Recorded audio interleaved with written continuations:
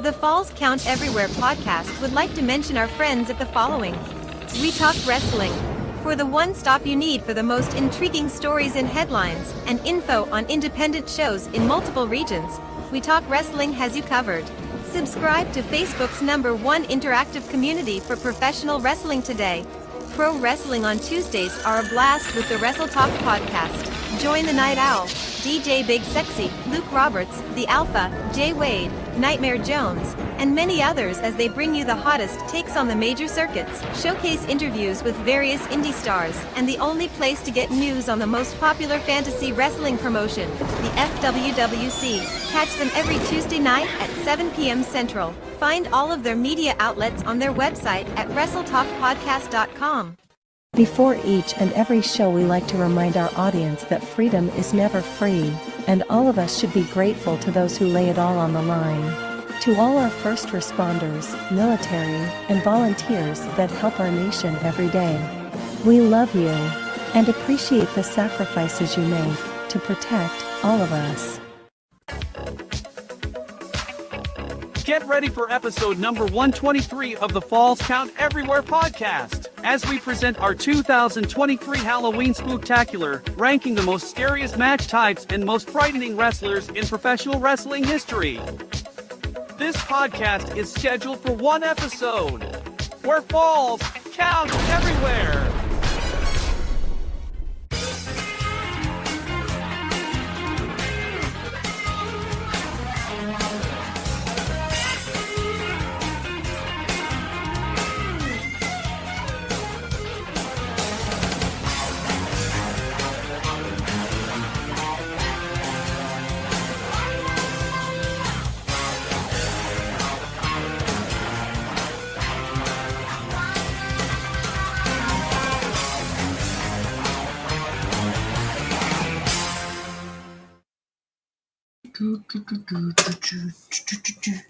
What's up, GQ?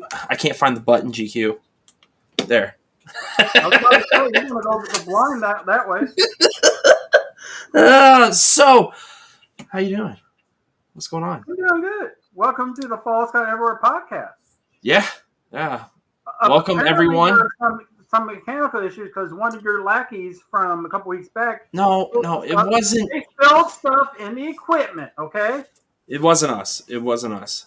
As you can see, we are actually without Ruby at this moment. We are having some technical difficulties getting the big guy on, so bear with us there. Until then, you have myself, the Gym City Mouth Zmiz, and GQ drinking the finer things of life. How are you doing, my friend?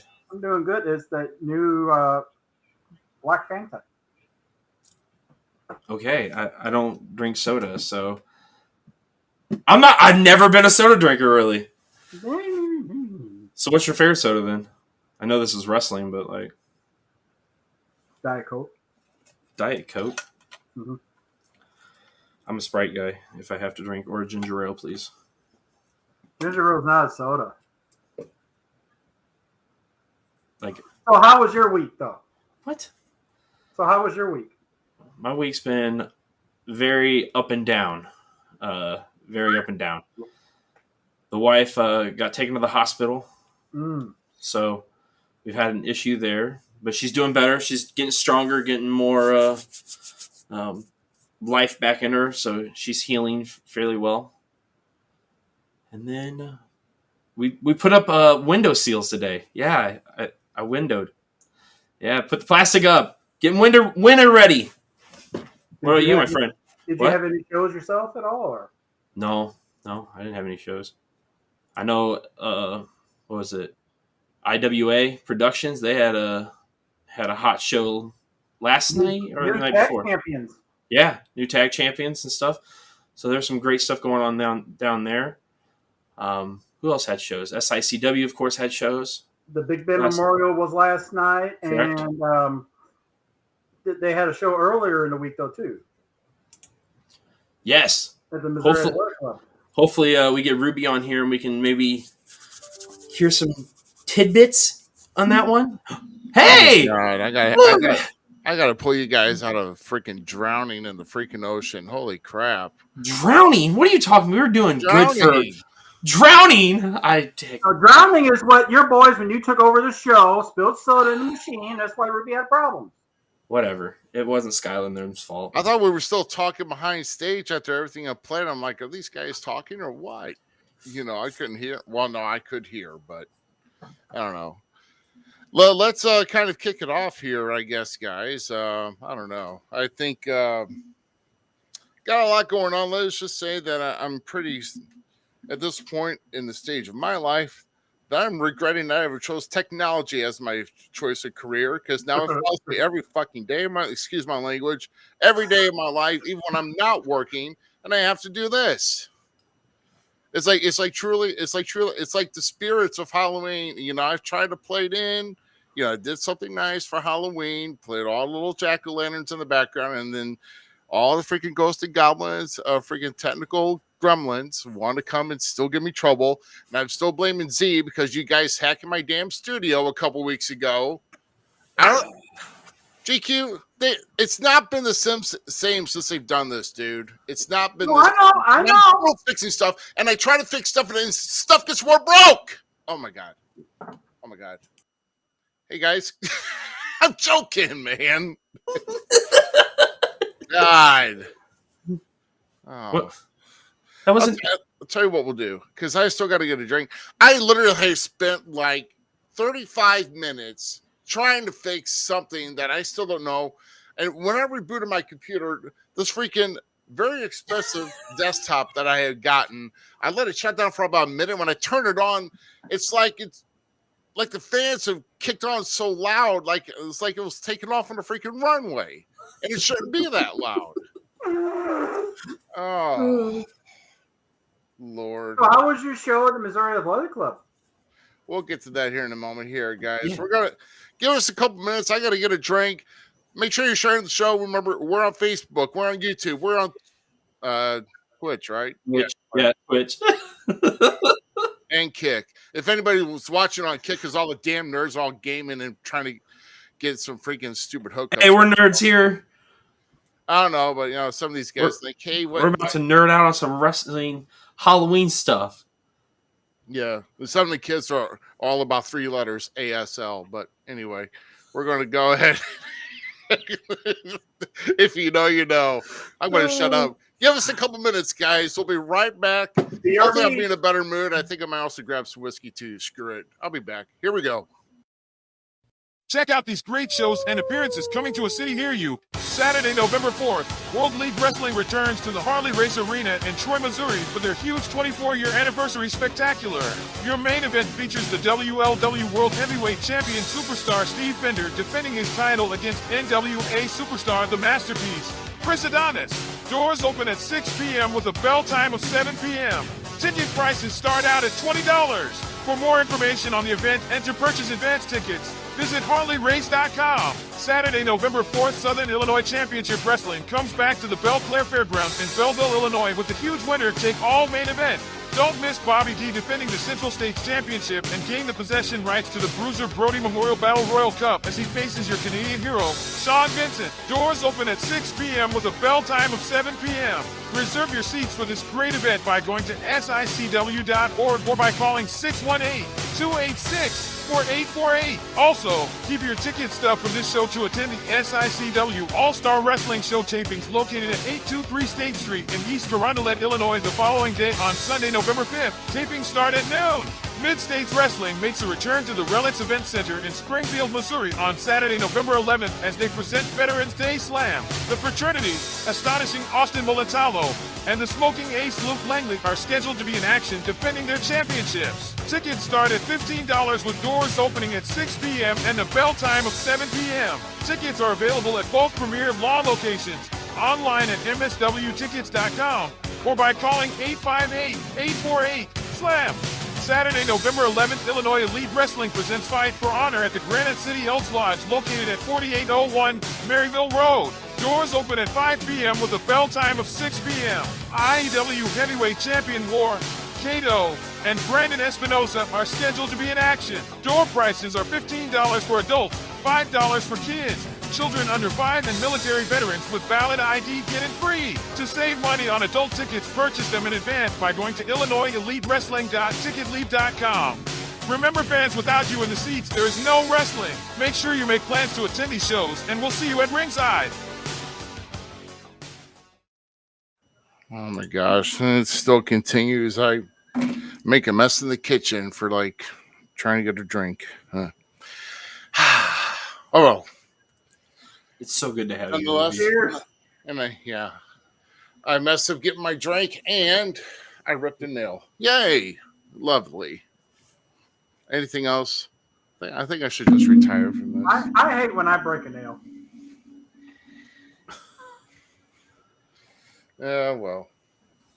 So how was the show this week at Missouri Athletic Club? Well, we're going to go ahead and get into that because I've been doing a lot of digging, a lot of production work, trying to get that all started and sorted out. So we've actually, that's one of our segments here. We're going to actually go over here tonight, and let's kind of give you all a peek of what we've all experienced this past Thursday night. This is actually downtown in St. Louis, Missouri, at the Missouri Athletic Club, right next to the Dome and America Center. And take a look at that nice little venue there. This is something that SICW has been invited back to be part of this for the 3rd year in a row now. And along with that, this is the calm before the whole dinner rush. And everybody was still upstairs doing their hors d'oeuvres and open bar there. And, of course, here we go. Here's your guest of the night, of course, her welcoming once again the mouth of the South, Jimmy Hart, who was there. And also, here we go with Jake the Snake Roberts here, wearing that AEW polo. So, I don't know. Zach is... I meant to ask him if he was actually still affiliated. Maybe it's just on a per booking basis, but I don't know if Jake's really doing that much with AEW right now. I mean, I haven't seen much of him, but I don't watch all of AEW. I get Dynamite, some of Collision. I like Collision the best. And then I forget about Rampage most of the time. But I think he's been back with Lance Archer. I think he's been back with Lance Archer a couple times for Rampage stuff, if not mistaken. But I could be wrong. I think he's still working in the back, though, with some of the guys. I mean, it's really good to see he's not wearing the oxygen and stuff like he was. Yeah, look how good he looks, man. Okay. Yeah, see, I thought so. He's still, like, watching matches and giving, like, play-by-play, breakdowns and helping guys create other stuff, if not mistaken. Yeah, so. And then, of course, look at this. Go Hacksaw Jim Duggan. I'm so jelly of that one, dude. Yeah. Well, I mean, like I said, it was a pleasure to have all three of them there, and of course, with everybody else being part of the event. And we'll go ahead and give you a rundown of what's happened here because, like I said, a lot of things happened this past Thursday night. A lot of good positive feedback here on this show, and I think it's going to continue on even in the next year too. So we're hopefully already making plans. Because I have to say, right off the bat, this is probably one of the most favorite shows that I've worked. I like, of course, working for SICW. Don't get me wrong, but this is like the creme de la creme of shows for me when it comes to SICW because this, everybody in there getting involved, getting excited, even throwing down bets. And, like I said, these are high salary people who are just throwing bets on wrestling matches. Why not? I mean, I should be a part of that club. I mean, I got tons. I mean, yeah.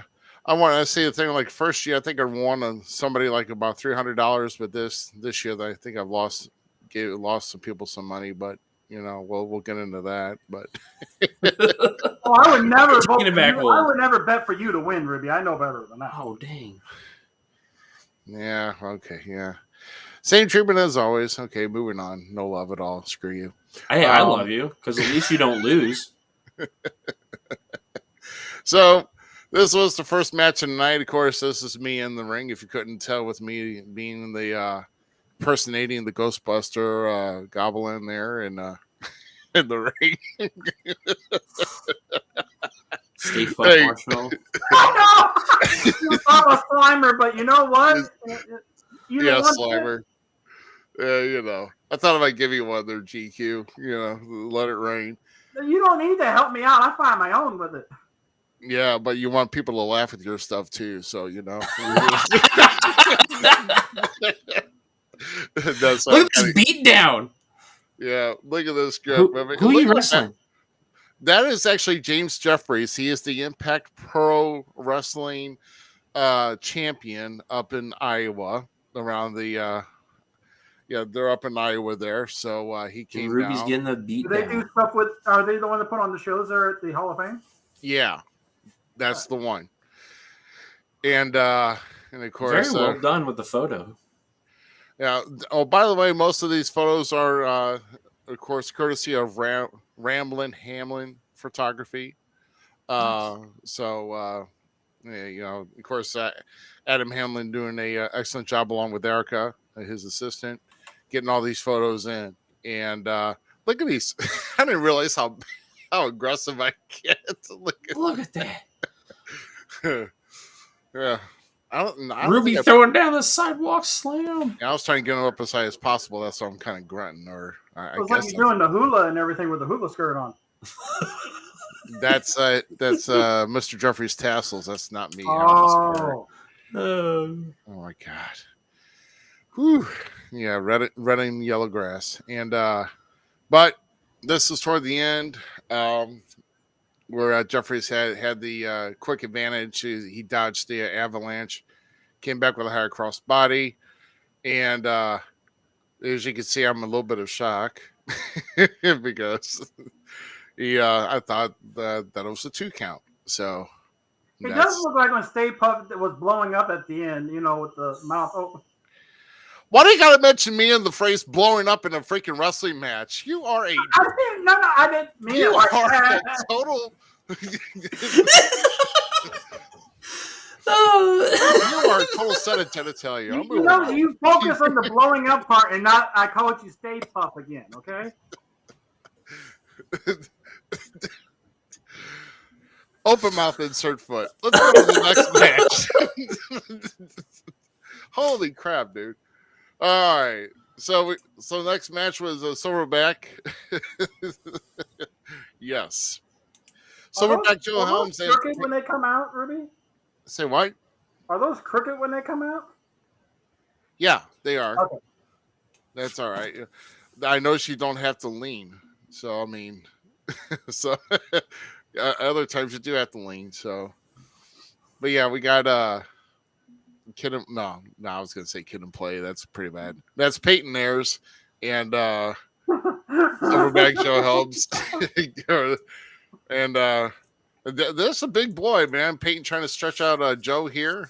Joe at the end getting him up on his shoulders, landing a big power move, and getting the victory is the Silverback and over Peyton Ayers. And then the next match we had an unusual pairing of Waco and Jason Breed in the ring, going against the Top Guns. It's I'll correctly say it's Brandon Beretta and Joe Vanetti, even though they were spelled in the different programs, but I won't say what they were. So, but of course, these guys battled tooth and nail, even doubled all 4 guys in the ring at the same time. At the end, look at Brandon Beretta shooting off Joe Vanetti for the rocket launcher, getting the 1, 2, 3. Top Guns going over in that match. And then here we go, our next match, another tag with your Canadian hero Sean Vincent and of course Nasty Glenn Williams against the Night Train, Gary Jackson, and Wildfire Company, Curtis Wild there. Good cover. Yeah, Canadians had the early advantage. But toward the end, it was Sean Vincent trying to load up that boot and actually hit Glenn. He spilled out. Curtis Wild hitting the Wild's twist of fate on Sean Vincent, getting the victory there for their match. And the next match. Well, that's actually the second time, wasn't it, that Sean Vincent got put in his place? First time was by Hacksaw Jim Duggan before that. All right, yeah, because Hacksaw don't like people singing other nations' anthems in the U.S. if they're needed. So, right, it's not like Hacksaw was never Canadian anyway. He's from Glens Falls. I mean, I know it's close to the Canadian border, but you know. But we look at the three women here. There was actually a three-way dance or a triple threat here. That's Nicole Jeffries on the left, Judy Azul, which is in the center, and those two are newcomers, and of course Miranda Gordy on the far right. And these three women threw down for sure. It just gives you a killer match. Oh yeah, it was. I mean, all three of these ladies are good. They're really good and very competitive. So, really a good treat to have a three-way dance at the and well, let's just say it was kind of put to a voice poll if they wanted to see a three-way at the Missouri Athletic Club over the mic. So.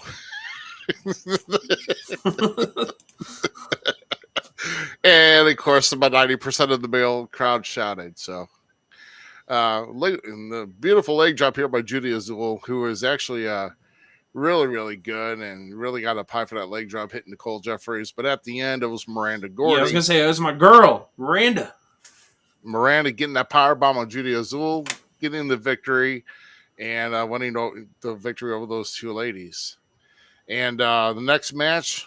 Superstar Steve Fender against Niles Planquet. Connoisseur there. Steve, of course, getting out and with an early advantage. They're going back and forth.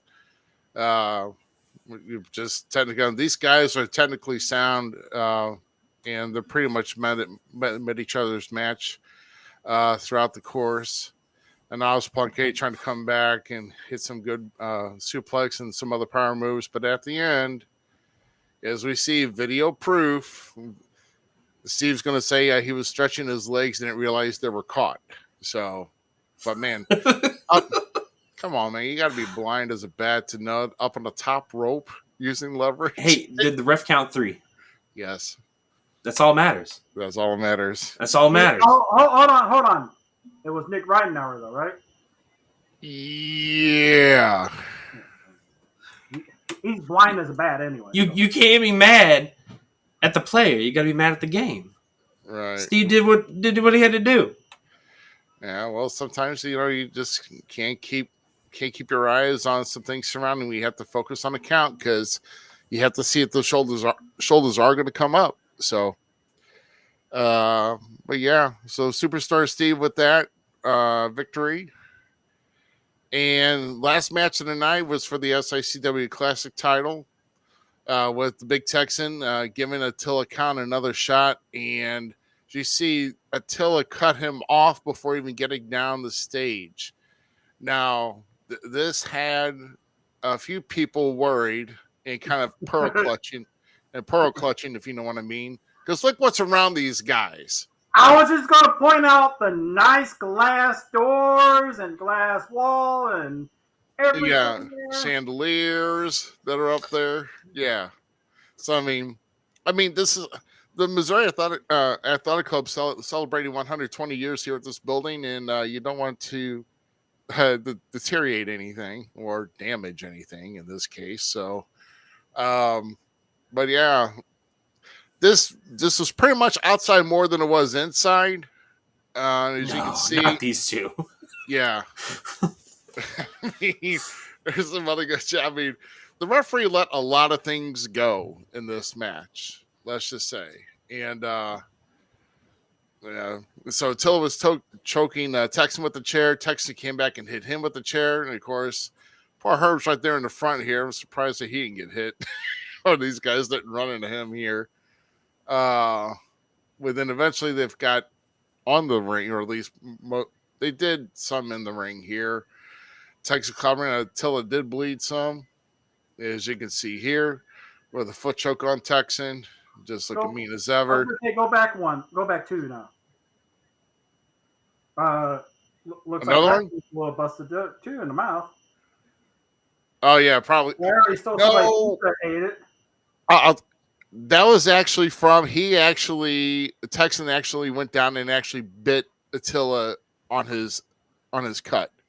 So that is actually Attila's blood on his mouth. So, there you go.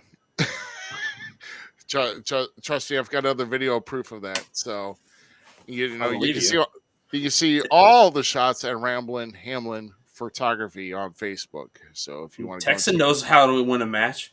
You got to take it to Attila. Come on, man. I mean, hello, the guy has been 5.5 months. He's been classic champion. He's been he's been defending the belt. It's not like he just won the belt.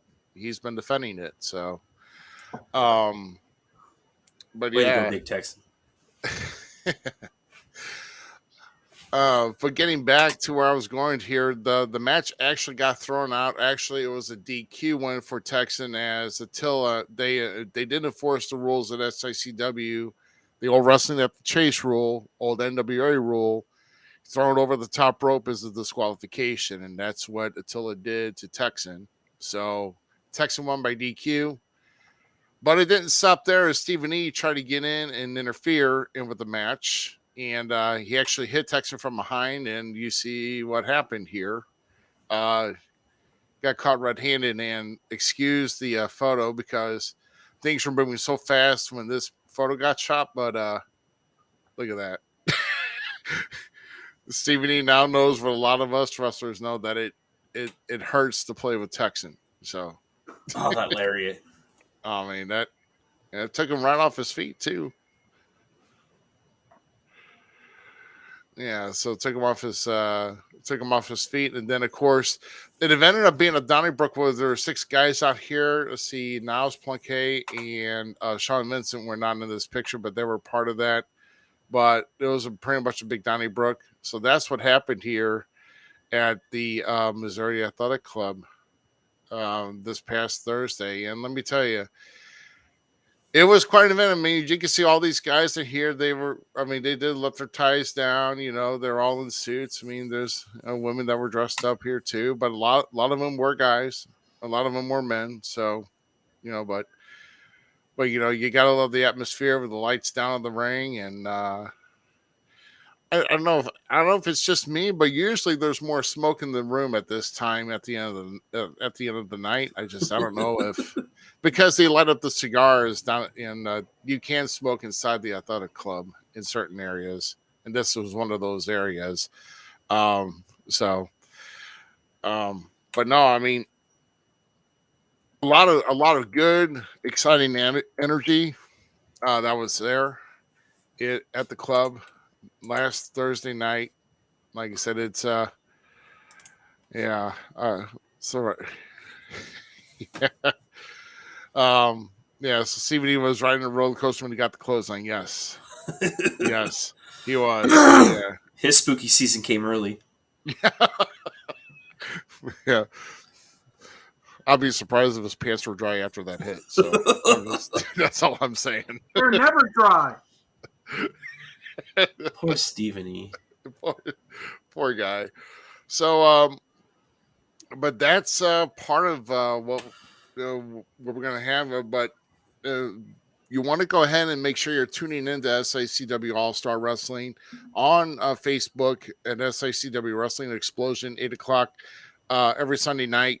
They're going to be featuring a lot of these matches. And hopefully I get to see mine, because I like to see, because I will say it was a pretty good back and forth match, though. I mean, I got to give James Jeffries his due. He's not the Impact Pro Wrestling champion up in Iowa for nothing. So the guy's on top of his game right now. So hopefully I get a chance to see the match. And there's a lot of good matches that were there that night.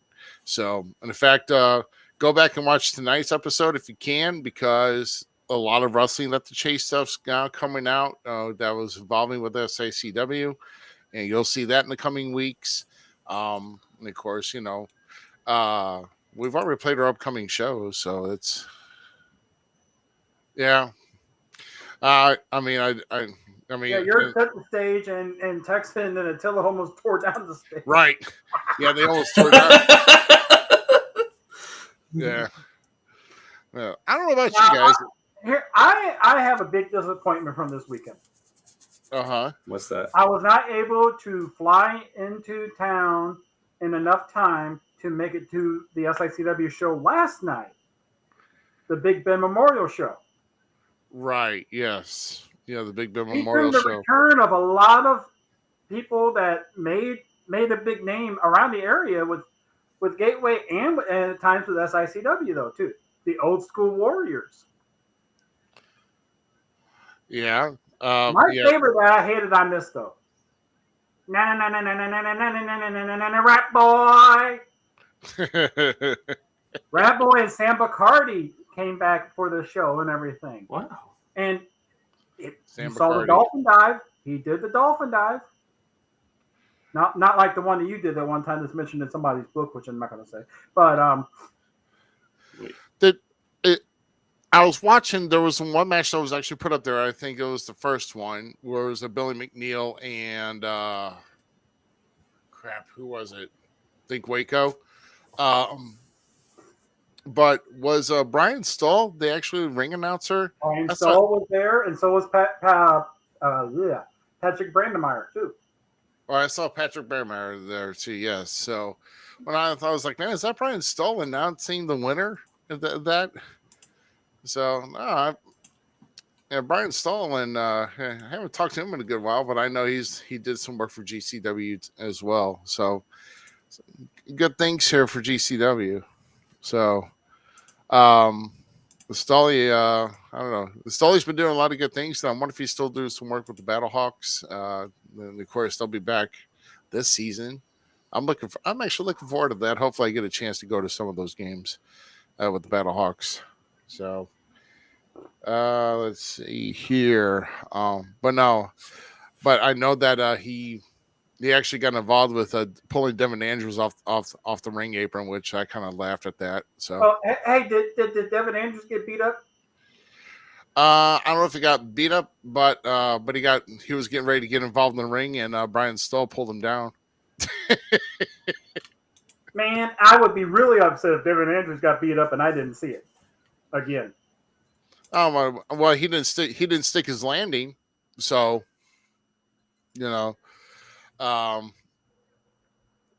if that's yes, still doing the Battlehawks. Loved, like I said, I don't know. I still have a couple decorations from when they first released the whole Battlehawks gear, and I may put that up here some down the road, but yeah, but it's not February yet. In fact, it's not January. It's not even close to the Super Bowl, so I'm not even worried about it right now. In fact, I'm just trying to worry to see how everything turns out here. Man, did you guys? I mean, did you notice how, like, when we're talking about Halloween here, how there was like a sudden chill in the air? Like, what was it?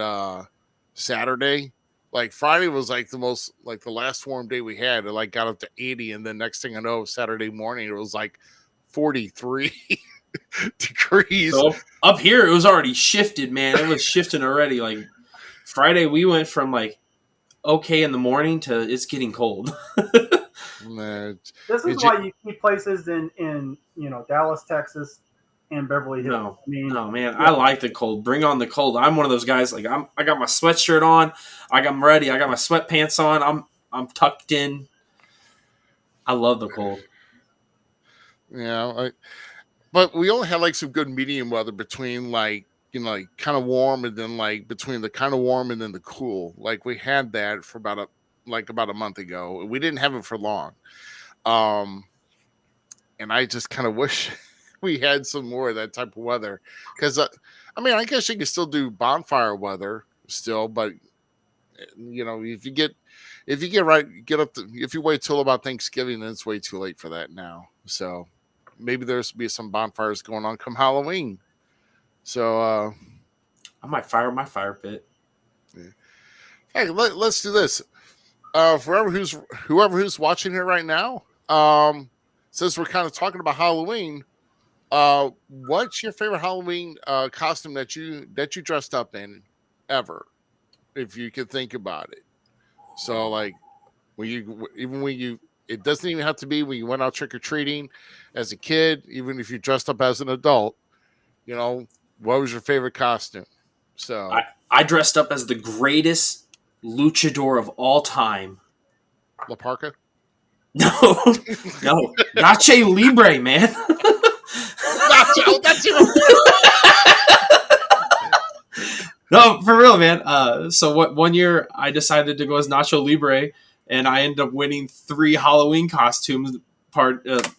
We went to 3 different bars, and I won 3 different costume parties, bro. I was rocking out with it. It was great. Oh my god! I even did the bun flex.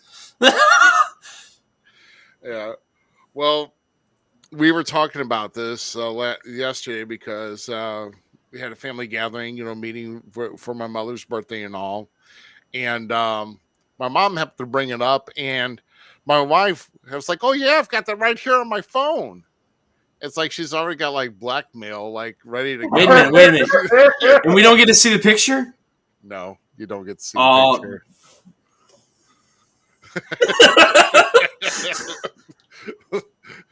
I don't like either one of you guys. So while you're trying to kind of, I'm hoping she silenced your phone by now. If so, I'm gonna laugh. GQ, what is your favorite Halloween costume? Did you go up as hold on. Hey, can you send us the Halloween picture, please? The one that you said you had it on your phone over at his mom's. Could you send it over to me, please? Nope. Nope, not at all. Don't do it, all right? It'd be a bad move. Come on. It was either me or Z was going to get a hold of her first, so. I'm texting her. I'm the new age. I'm not just going to call her on air. I did a video call.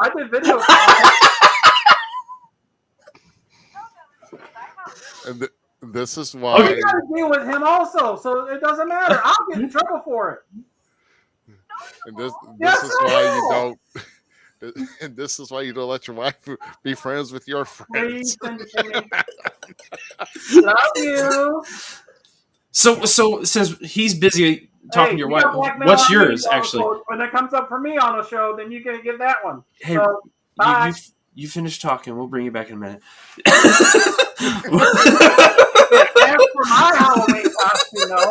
As for my Halloween costume, hold on 1 second. What, you have it? Like you have the photo of yourself?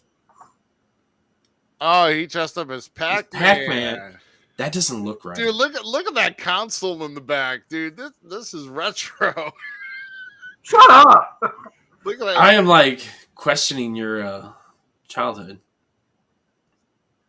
That's creepy as hell, dude. Like, no, that one's okay. Casper, that one, keep going.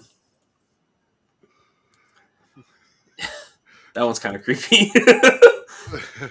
Hold on. I have others. I got. So that was white on white, and I went as the Black Ranger once. Him and I shared the same name, man. Zach. Come on. Oh man. One of my favorites too was my mom and I. We were walking because we created our own costumes, right? Like I never bought a costume. I don't think I ever. You never had the Ben Cooper experience like we did as. I never bought a costume until like I got older. My mom, like, we usually made our Halloween costumes, bro. And we're walking through the Halloween section, and there's this huge spider web, and like I was maybe like 12, 13. I'm like, I really don't want to go, but my sister wanted me to go. Like, I'm in that like awkward phase, right, of Halloween, and so. I'm like, I don't want to do much. And I'm like, I want that. And then I'll be a guy trapped on the spider web. And so she like tied it to a baseball cap, and I wore it backwards, painted myself up, and it was pretty cool. I got a lot of compliments on that costume, and I didn't do crap. was like $5. But here's the thing I'm going to say: Halloween costumes were not like they were. Hold on. Back in the 80s.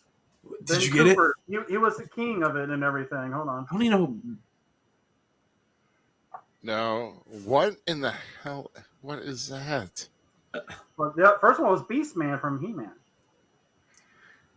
Is them your costumes or what are you talking about? Like I did wear these before, but I didn't These have look the- like costumes for Yeah. dwarves.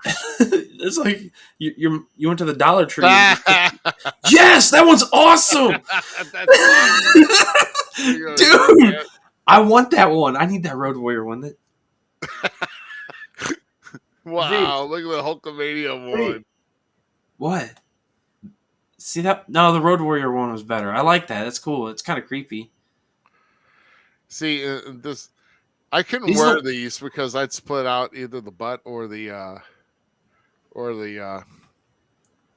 the legs, so I couldn't wear those. I was that was easy to do with that. So. I was a husky kid. So Well, like my Black Ranger outfit was just black sweatpants. Then my mom like sewed on the white stripes. Like she's built the costumes for us.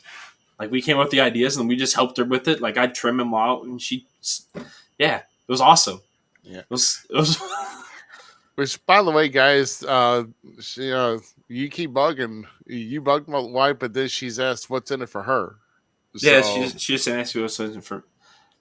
I don't have anything. I don't have a bribing. I was gonna say, don't give her the God's gift of lettuce because she will not partake. So hey, we know the money that I have in my life right now. I just gave a price right now to her. everybody's got a price for black male media. My God. It's not that important to me. Oh, So no, what's it your- is. So what's your favorite It costume? may be the gift that keeps on giving all year round. You literally threw her a C note. You're offered a C note to see this. Well, I can just tell somebody this and let them picture in their mind what it is because I can. Because I can. I mean, yeah. Go ahead. $100. Boy, the man gets money. He's pouring it out like water. Look at this crap. Freaking. All right. So this was. All right. Yeah. So this was when I was 13. Right. Okay, 13. I had actually morphed up as a wrestler. I morphed Hulk Hogan and the Ultimate Warrior together. I had the Hulk rule shirt, and I painted my face like Warrior. And I actually had a box cut at that time, so I guess technically I could have been a Burnett Sting, and I was wearing like one of those foam, like rubber, the foam rubber belts, that they have. So there. I actually would have paid up to $250 for this one. Ultimate Hogan. Okay, hey, you heard that, honey? $250, no less. Okay, there you go.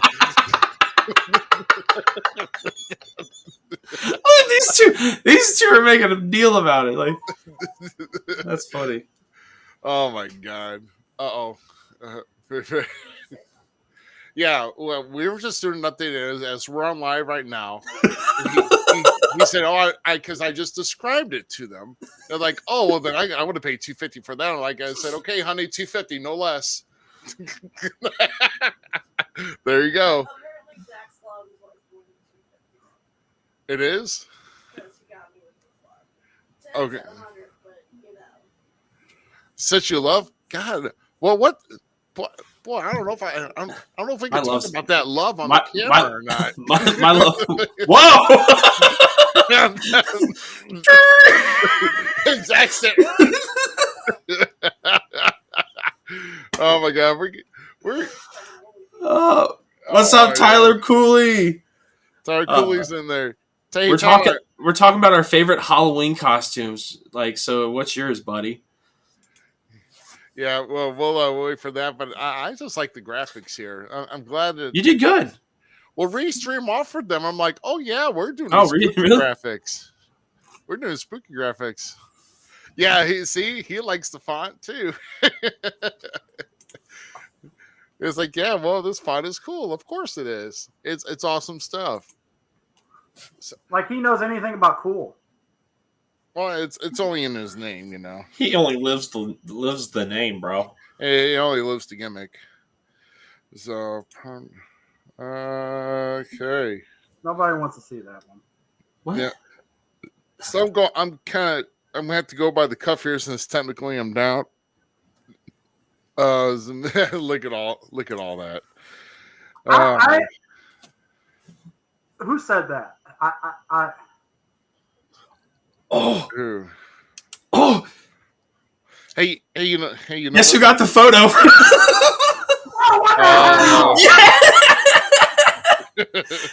And I'm gonna do one for Ruby. I'm not gonna show it. Respect. See, that's what my love's for. You just give me in on the joke. I'm cool with it. I'm not gonna share it. I got your back, Ruby. I gotta make a test here. You know what they say about Halloween, right? But he really does look like the ultimate Hogan. The ultimate Hogan. That's kind of great. What is that small print that's written on the back of your phone? Could you look at it really close while you're holding it up? Oh, that's Master. That's Master Roshi, man. That's Master Roshi, and then look at that look side. at that. Look. No, you gotta look at that side. Yeah, feel the world, and then a little dinosaur, and then it's a little Triceratops dinosaur. Yeah. See, I'm good. I got Ruby's back. I see. Here, we're gonna show this really. I'm gonna find her. I'm gonna push her down one day. She'll be. Oh, that's not nice. Push her down. Uh-oh. No. Yeah, go ahead and ask me a question here. And also, guys, we are going to be talking about top moments in Halloween Havoc history here soon. But I know, see, one thing I don't like, and I got to admire WWE bringing back Halloween Havoc, even though it's for the NXT brand. But one thing I don't like, it's like they're breaking it off into 2 weeks. For Halloween Havoc. Okay, so I'm kind of over all this breaking it up in 2 weeks. Like AEW does it for like the whole week. Like they'll give like Dynamite, Rampage, and Colossus the whole or Collision, Colossus. What the hell? But like, why are we breaking it up for like the whole? Yeah, I guess I kind of get it because they're selling. I mean, if you look at it, they're really in WWE specifically are pushing that whole like narrative that like these places, these cities, are paying for them to come to them, right? Right. So why not sell it for the whole week and stuff? I kind of get it, or like, but I don't know. I don't necessarily like it. I don't necessarily like it either because if you're going to bring it back, please bring it back as a PLE pay-per-view, whatever. I mean, I think NXT needs it as its pay-per-view. Yeah, 100%. You notice though that What? they're giving their third brand, their secondary show, the pay-per-views from WCW. That's kind of like, if you think about it, they're purposely doing that little slap right there, I think. Why do you gotta make it so negative? I'm not. I'm just saying. Yeah. and that is not even cool. That is not even cool. Your name right now is the Tyler Not So Cooley because His name's been Not So Cooley. I still love him. He's still a good guy. Not So is his middle name. Not So. Tyler Not So Cooley. That is not even cool, man. So he literally said, you showed the one part. You forgot to put this part. Yeah. He warned you. And Tyler, when this show's done, and I go back and watch the part where I showed all the pictures and I showed my reaction, so but yeah, We look like Stay Puft Marshmallow Man getting burnt and exploding. No, your words were blown up. I tried. Those were your about words. being blown up. Your words were blown up. That's what they were. But no, the PLE, not the PLE thing, but the splitting up the show thing is kind of weird to me. Yeah, I know. Has there been any good notable matches so far within that first week? I really kind of enjoyed the Roxanne Perez versus Blair. Whatever is it, Blair? Blair Davenport. Yeah. Like I don't know if that's her name still. Like, oh yeah, I know. That's who she is. I'm pretty sure. Like their match was good. Their match was fun. I mean, Roxanne's always kind of annoyed me, but she was definitely looking like a snack when she came to the ring in that Freddy Krueger gear. Right. So, but yeah, their match was really good. I enjoyed it. What's cool about this first week of Halloween Havoc is that it was female heavy. Like it was female heavy, and it was really cool to see, and it was a really good show too. Like I didn't even notice it until they said something about it. Yeah, I just like I just like Shotzi and Scarlett dressing up in all the outfits. I would not mind to see them as actually a tag team. Yeah, and here's another one. We thought Scarlett was gone, and then it's like, man, it's this. We feel like fools doing all this whole release list, and like over half are like still there. I'm like, yeah, and we can't even find that list or anything. It's funny. I don't know. Oh my god! So talk about things that are weird. What they supposedly have huge plans for carrying coming up. Yeah, but what about Nikki Cross? What's going on with that? I don't. Where she just stands like. Alan. Talk about a scary thing to say. Never. Sorry. Yeah. To 2001 He referee when she wrestles from AEW. Shut up! No. I want to kick you now so bad. Shin kick. Shin kick. Sweet shin music. Oh, excuse me. Sorry. My bad. I've been somebody's ringing dinging. Yeah, I don't know. Sorry about that. Should we go ahead before we get into this? Yeah, ring a ding ding ding a dong. You got spooky memes? Yeah, I think so. Well, no, wait a minute. Well, actually, no. Let's go ahead and go into whatever you want to do. Yeah, let's do this. Let's talk about some top spots in Halloween Havoc history.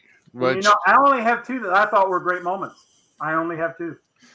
Well, there's only one great match. Well, no, there's a couple great matches actually. All right. Well, we're probably going to get to that here, but here we go. Here's our rank as number 5. This is from '96 with y'all remember Rey Mysterio and Dean Malenko? Oh, that was a legit match. Yep.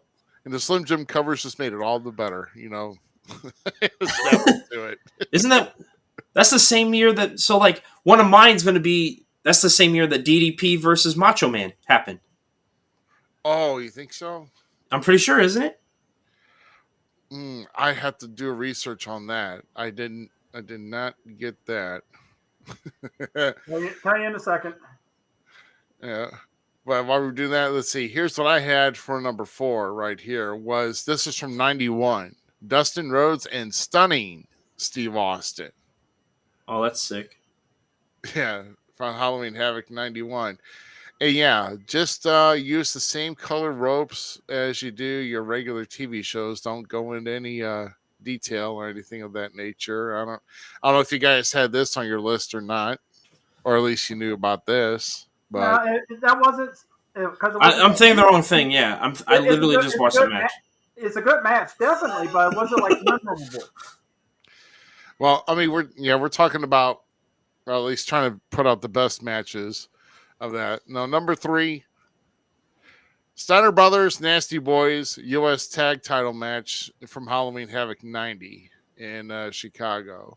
So this is a pretty good one here, and it's Steiner Brothers defending those titles successfully. This is when Steiner Brothers really coming into their own. Well, actually, they were coming into their own back a year before, and then they won the World Tag Team titles there too. So. But now we're probably going to be getting into some talk about this. But here's my number 2. You can't forget the original, the Thunderdome match between Ric Flair and Steen teaming up against Terry Funk and the Great Muta. No, that was possibly a spectacular match, especially with all the people that were in it. Yeah, was this even on your radar, Z? It is actually my number 4. Is your number 4? Okay. Yeah. So how about we do this? Let's. I don't have a number 5 though. Right. I only went top 4. Okay, you only went top 4. Well, I'm not going to reveal my I'm not going to reveal number 1 yet, but who did you have for number 3, actually? So number 3 would have been my Dean Malenko Rey Mysterio. Uh-huh. Okay. And then I'm going to 93 Vader versus Cactus Jack. Oh, wow. Yeah. So I was a huge fan of Vader, and I've always been a fan of Mick Foley, and especially when he was Cactus Jack. And like those guys' match that time, they were just destroying each other. So like it was a hard hitting, fun match, and that's why it's one of mine. And then I don't know if you want to go first. Like I can tell you my first. Well, we're going to get to number 1 here, at least what I did, and then we're going to kind of compare. But not naming your number 1 here, GQ. Did you have any other notable? I didn't really rank mine. I just had the 2 memorable ones that I could, without even looking it up, that I recall. Okay. And one was, hold on, I'll just say my 2. One was the Spin the Wheel Make the Deal match with Jake and Sting. Well, that had to been like 92, right? Yes. That was the one where with the coal miner's glove and Jake got attacked by the Cobra himself. Yeah, Jake was all into that Cobra, even with Macho Man the year before in WWF. So, man. No, I didn't say memorable in a good way either. The other one is the Chamber of Horrors match. So that's my runner-up. That would have been my number 5, actually, just because of like how dumb that match was. But if you didn't notice the stuff back then, you just watched it then. It was kind of a scary, like, what the hell is going to happen? Oh, the concept is great. Yeah. So yes, I mean, concept, yes. The equipment, like the falling down lever and everything and whatnot, no. But you got to admit that was better of an exploding ring than the one that AEW was. I mean, the exploding barbed wire. That one at least had some pyros in it. So they attempted, man. It was something. And you had Scott Hall in there. That was memorable though. The Diamond Stud. Well, yeah, and with Scott Hall. Definitely, I mean. Yeah. All right, and I don't know if we're going to say this or not, but I know there's only one. Yep, 100%. Rey Mysterio, Eddie Guerrero, 97. Without a doubt, shadow of a doubt, that is the greatest Halloween Havoc. Like when you think Halloween Havoc, besides having like some awesome, cool, crazy set back when in the 90s and stuff, this is the match you think of. Yep. So Rey Mysterio, Eddie Guerrero, 97. That takes the cake on probably the best Halloween Havoc match of all time, even up until today. So they set the bar for a lot of that, at least for that pay-per-view. So they set the bar for the whole business. Oh, for sure, because like that was their match. Then is what like the avid flippy flip guy. No. That was the match, dude. They set everything together. Let me say this though. Their match was misinterpreted by every flippity flip guy out there.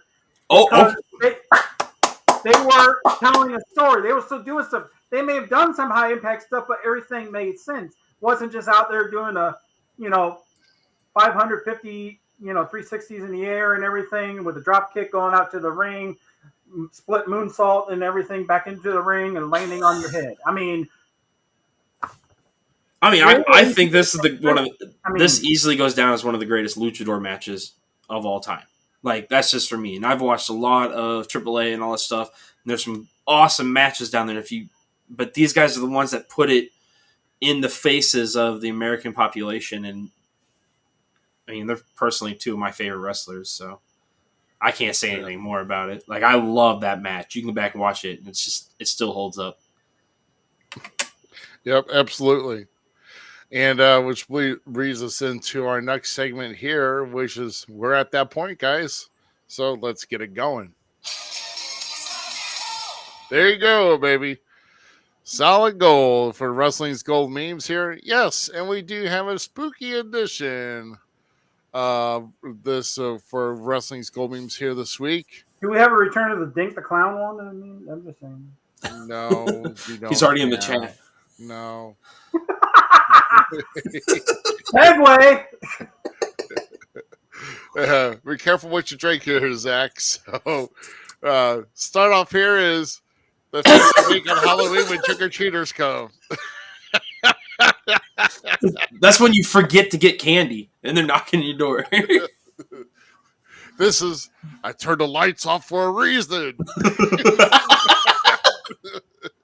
And that's when you start going into the utility drawer. Here's 2 used batteries. Here's a screw that I don't know where it goes to. Don't answer. They go away. Here's 35 cents. Here's a stapler. Here's a book of matches. Here's start handing out. You almost have to like run in the house too. Like if you pull up, they're like, oh, they probably got candy.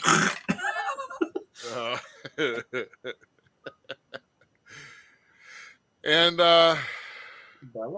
some of us, I mean, God bless, God rest his soul for the next guy that's up here. But me in my 30s trying to trick or treat on Halloween.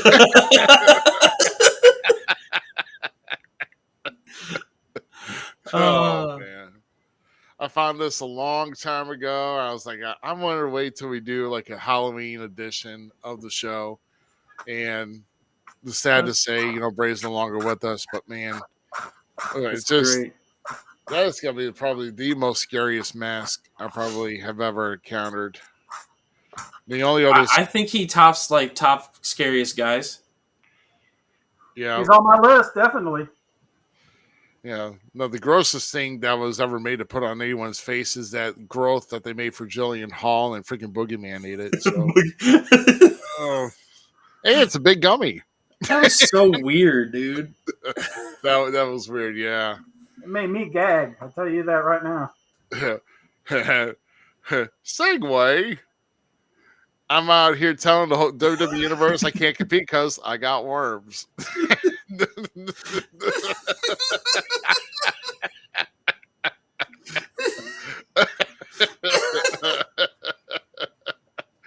Oh, it's so dumb.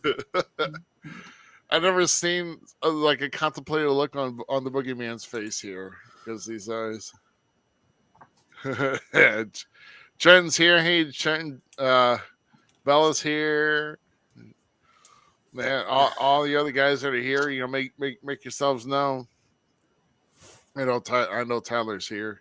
So, and hey, oh yeah, our next one here. Let's go and get to that here. So when your first date asks to see more of your freaky side and you overkill your attempt, right here. Who is that? Is this sweet? That's Papa Shango. Is that Papa Shango? Yeah, that was what was going to be the second reincarnation of it, and they had scrapped it. Yep, exactly. This was after he had come back. This was like just inside the Attitude Era.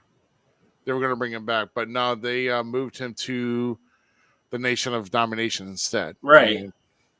And did away with all of this. So, Tyler Cooley is upset that they're bringing in Godfather and they didn't try to book Papa Shango. But why would you? Why not? That you would only say that if you're doing another gimmick battle royal. That's the only reason you would bring that back. That's the only reason you would bring that back. Just saying. Papa Shango's way underrated. Like, that character was great. Yeah. And it had a lot of legit mythology behind it. Yeah, like Papa Shango's character could have been a legit thing, but it was ahead of its time, and nobody got it. Like, that should have been a thing. Right. How else can you see Ultimate Warrior being throwing up on a fake medical personnel guy and everything, with J.J. Dillon kind of laughing in the background a tiny bit when you're not supposed to see it, but still. Oh yeah, the fake yellow bile or whatever, that was gross. I already know who that is in the chat, so. All right.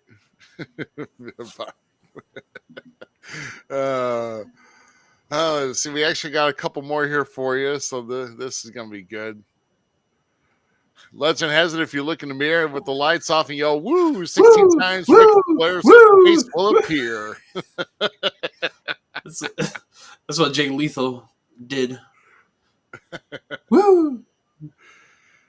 But could they give him just like a clean Ric Flair face? I mean, what Oh, Ric Flair with the blonde hair is classic, man. You got like that's not to take Michael Cole's phrase, but that's vintage. Like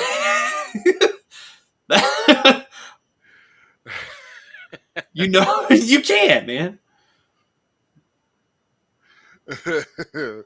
Hey, we've got one more here, and I know that you're gonna get a laugh out of this here, Z. Your mom says to take your little brother trick or treating.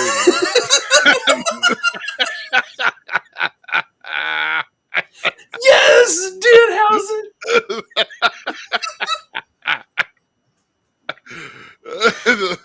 Dude. You gotta love the look on MJF's No, face. see, that's the look that Ruby gives when he finds out the guy next to him is booked on the show with him. Dude, I would love to sit down and talk to Danhausen with Ruby. Like, he's you're not going to get a straight talk from him. He's going to be in character the entire time.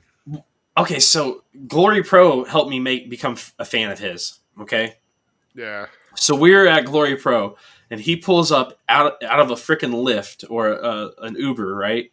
And he says something. I can't remember what he says because he can't find his suitcase, and he's making a deal, right? And I go, "Oh, look, it's." Who clicked on that? Seriously. I think it was A-Dub did that. Or AWOL. No, I'm talking about who clicked onto the show and on the show. I did. But the dude from Smurfs, Papa Smurf? no, Gargamel. I'm like, oh look, it's the live action Gargamel, and he's like, who is this Gargamel? I don't know who this is. Like the way he was just in character the whole time. As soon as he pulled up, and he's like, I was sold on him, man. I think he'd be a great manager. But he's actually really good in the ring. So, hey, he should manage Lifetime Express. Dude, he is hilarious. He is so funny. What? Now I'm almost trying to make it as a disgusting look as MJF is here. MJF, dude, is a goat right now. Oh my gosh. Anyway, that's what we've got for your memes here this week. And yeah, so special Halloweeny ones. So, and is that? Oh wait! The night when Danhausen who punched a radio show host at Glory Pro, did he punch anybody? I mean, he punched a lot of people. Well, I mean, like a radio host. I don't remember him doing that. Is that the one? I can't think of the radio station. That was probably the point, and they probably deserved it. So, anyway, the alternative rock station. I'm trying to think, and Bella, who's watching, hopefully knows the station that somebody who gave birth to her listens to, because it will be that station and that show, and the Riz show, I think. Tony Padrico, which is 105.7 The Point. Yeah, so, on the Riz show and everything. Right. Oh, that's the guy that's no longer. Oh boy, yeah, we don't want to talk about that. That's some. But they were doing a lot of sponsoring and mentioning of Glory Pro at that time. Right. Yeah, they did. So, oh my. Let's see what else we've got here for you guys. Well, one other thing here that I wanted to kind of bring up here, and I wanted to bring up 5 of the most scariest or scary or frightening type match types here, and wanted to kind of get your thoughts on this and maybe where to rank with yours. So let's just say here's my number 5 right here. Yep. The Inferno match. I mean, it would suck to be in there because it'd be hot, number 1, but you hate to roll out accidentally and burn yourself. But see, I didn't list mine, but that's actually on my list. I listed it, but Mine not too. like, numbered it. Yeah. So the Inferno match. And Well, I say any match involving fire. Alan, love it. Any match with DQ in it. Hey, slam. Shots fired. All right. I mean, the Inferno match, it was scary. Like, the one thing I love about it too is going to the video games, and every time you power slam somebody, they're like, oh yeah. So that was always cool to me. But yeah, that match, it had to be hot in that arena. It had to have been hot at ringside. Oh, bro. Bro. Okay, picture this though. Anywhere sitting on the floor, you feel Kane's pyro. I know. I've been there. I felt it. I've been in front row when Kane's pyro went off. Like, I picture that going nonstop for a while like that. But dude, like that, it was a crazy match. Because I don't know how many there were. Obviously, Kane had to be part of these. And you know, when they did the Undertaker and Kane are pretty much covered most of their bodies. How many Inferno matches have there been? There's only been 3, right? Or Had been two? Like a handful, if that. Because probably Kane had done another one when his mask came off. I'm sure, but I forgot against 2. Bray Wyatt. So, I know Bray Wyatt and him did one because it wasn't Bray Wyatt and him. That was Bray and Randy, wasn't it? No, Bray and Randy was a whole different. No, because okay, yeah, that's right. Because I was thinking when the Fiend got caught on fire, but I think you're right now that Kane. But I know, which was nobody really paid attention at first. But the whole one with Undertaker and Kane, you notice that Kane would put back the older outfit on that had most of everything covered up, and it was, of course, the covered arm that got caught on fire. Well, yeah, he burned, and that's why he lost that arm. Remember? I think this was from SummerSlam 2003, I believe. Because then he started wearing like the tank tops instead of the one armed. Yeah. No, you know what? That looks like. Pull back. That looks like Bray. That looks like Bray there. Hey, is the moon out? No. You want to see the moon? It's so shiny. Talk about a scary sight. God damn. Let's see. Here's what I have for number 4 here. The Triple Tower of Doom. I want this match to come back so bad it's not funny. You're the only one. I don't care. And it better not because you saw him in Ready to Rumble either. I will kick both of you in the gonads. That's why I don't want to see it return, because it was in that movie. No, I want to come with it. I want to see it because of this reason right here. No, not Ready to Rumble. The concept had some things to it, man. Like, it's not all that bad of a concept. Dude. Fine tweaking, change it a little bit. Yeah. I just think there's too much more danger to the participants in that one, though. Legit danger.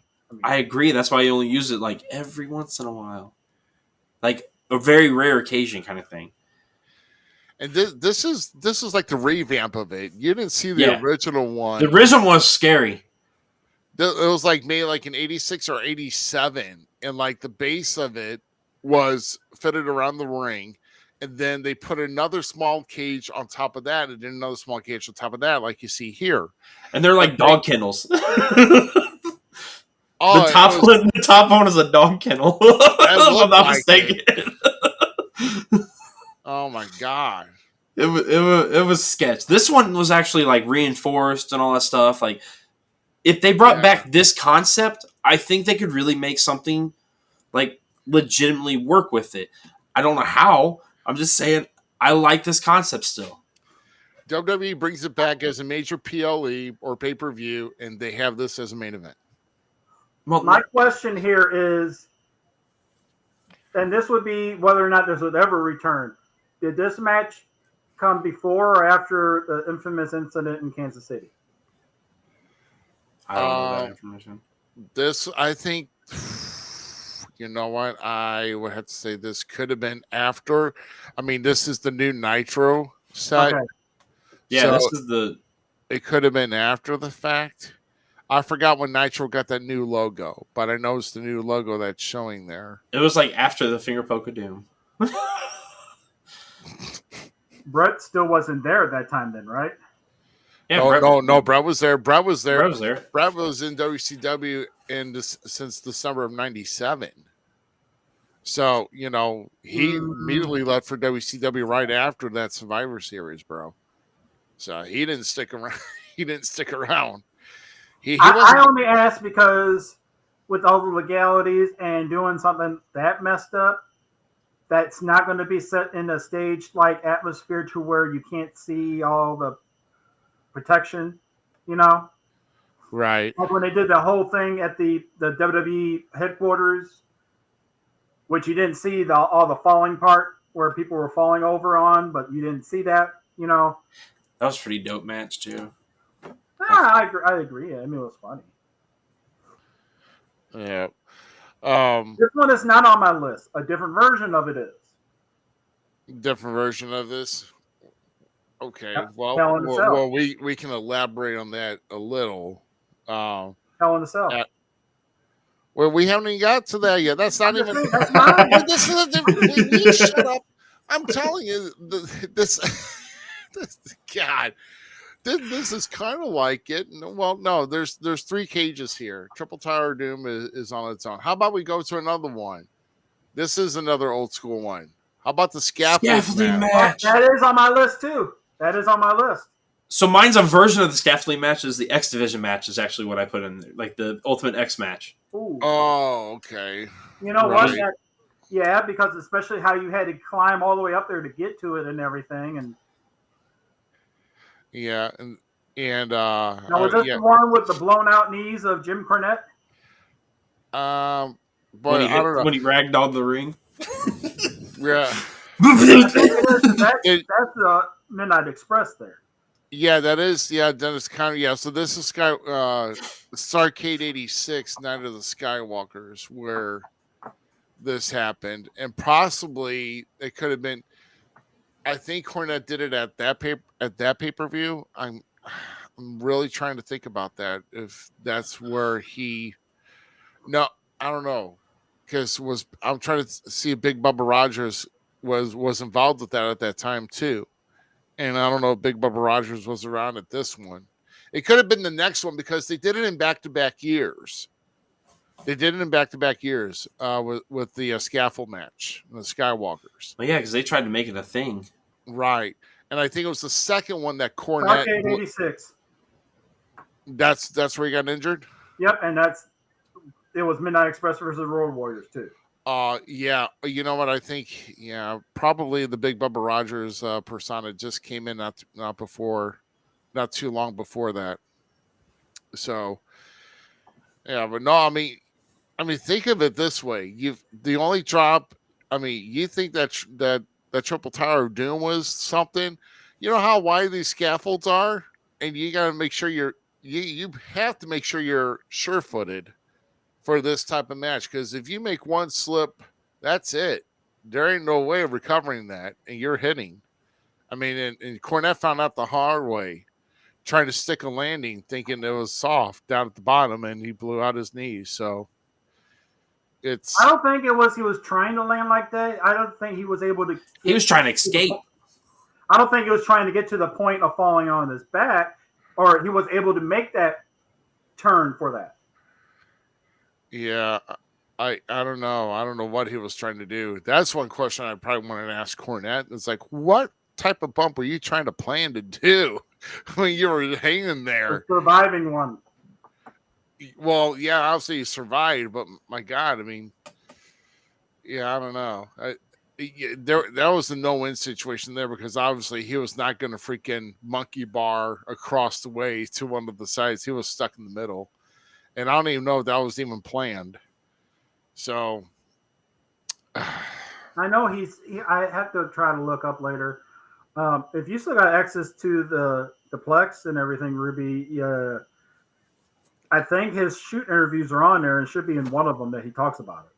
Ah, okay. As far as because I like to know if there was any thought behind that. So Not uh, died. That's the only thought. yeah, yeah. Only thought is what the hell. No, and then of course they had some other ones too. I know there's. I had to look up history on the scaffold matches. I thought maybe the the Rock and Roll Express and the Midnight Express also competed in the scaffold match too.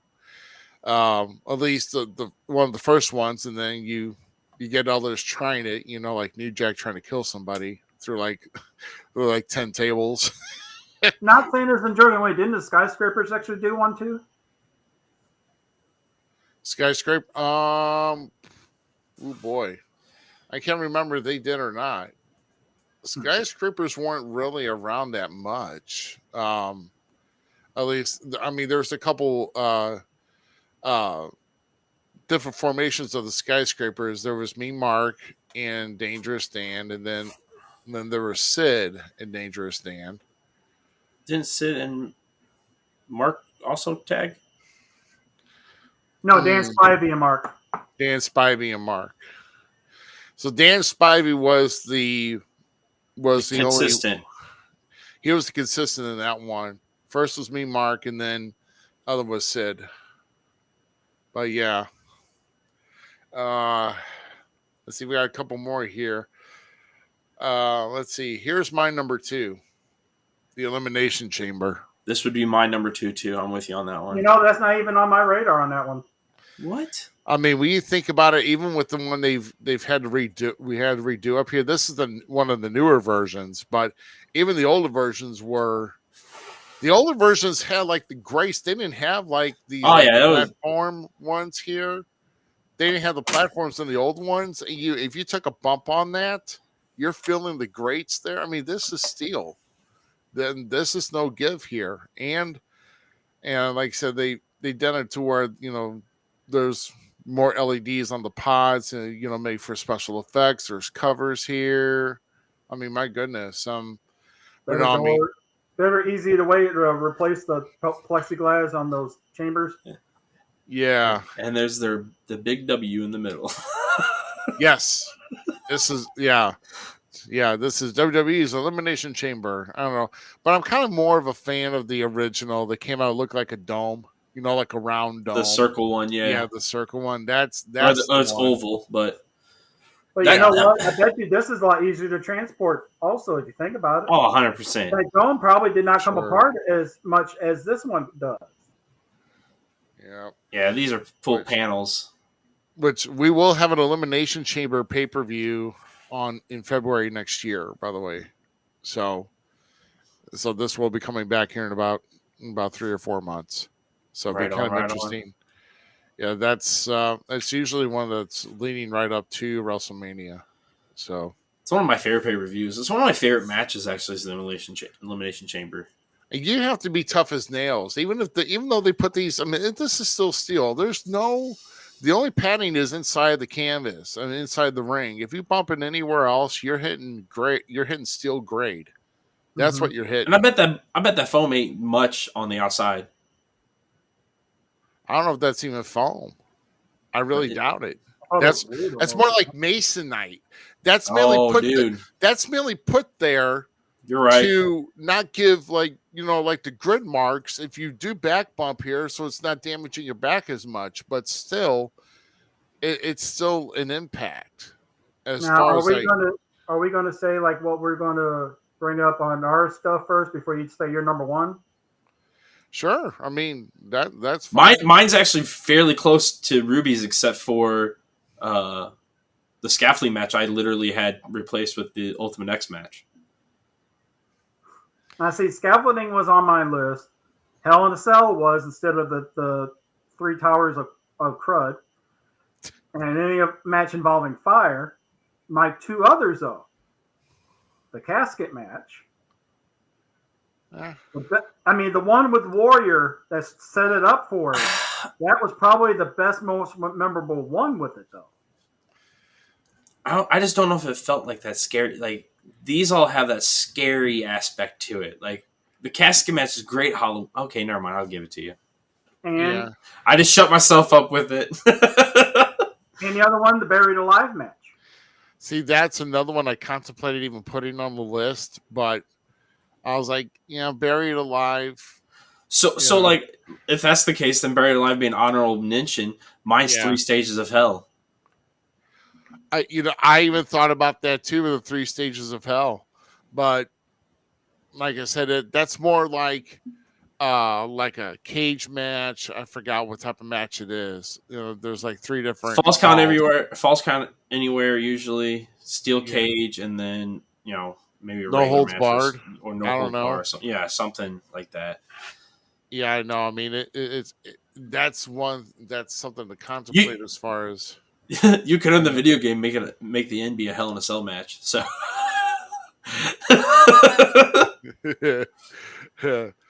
but I will say number one though.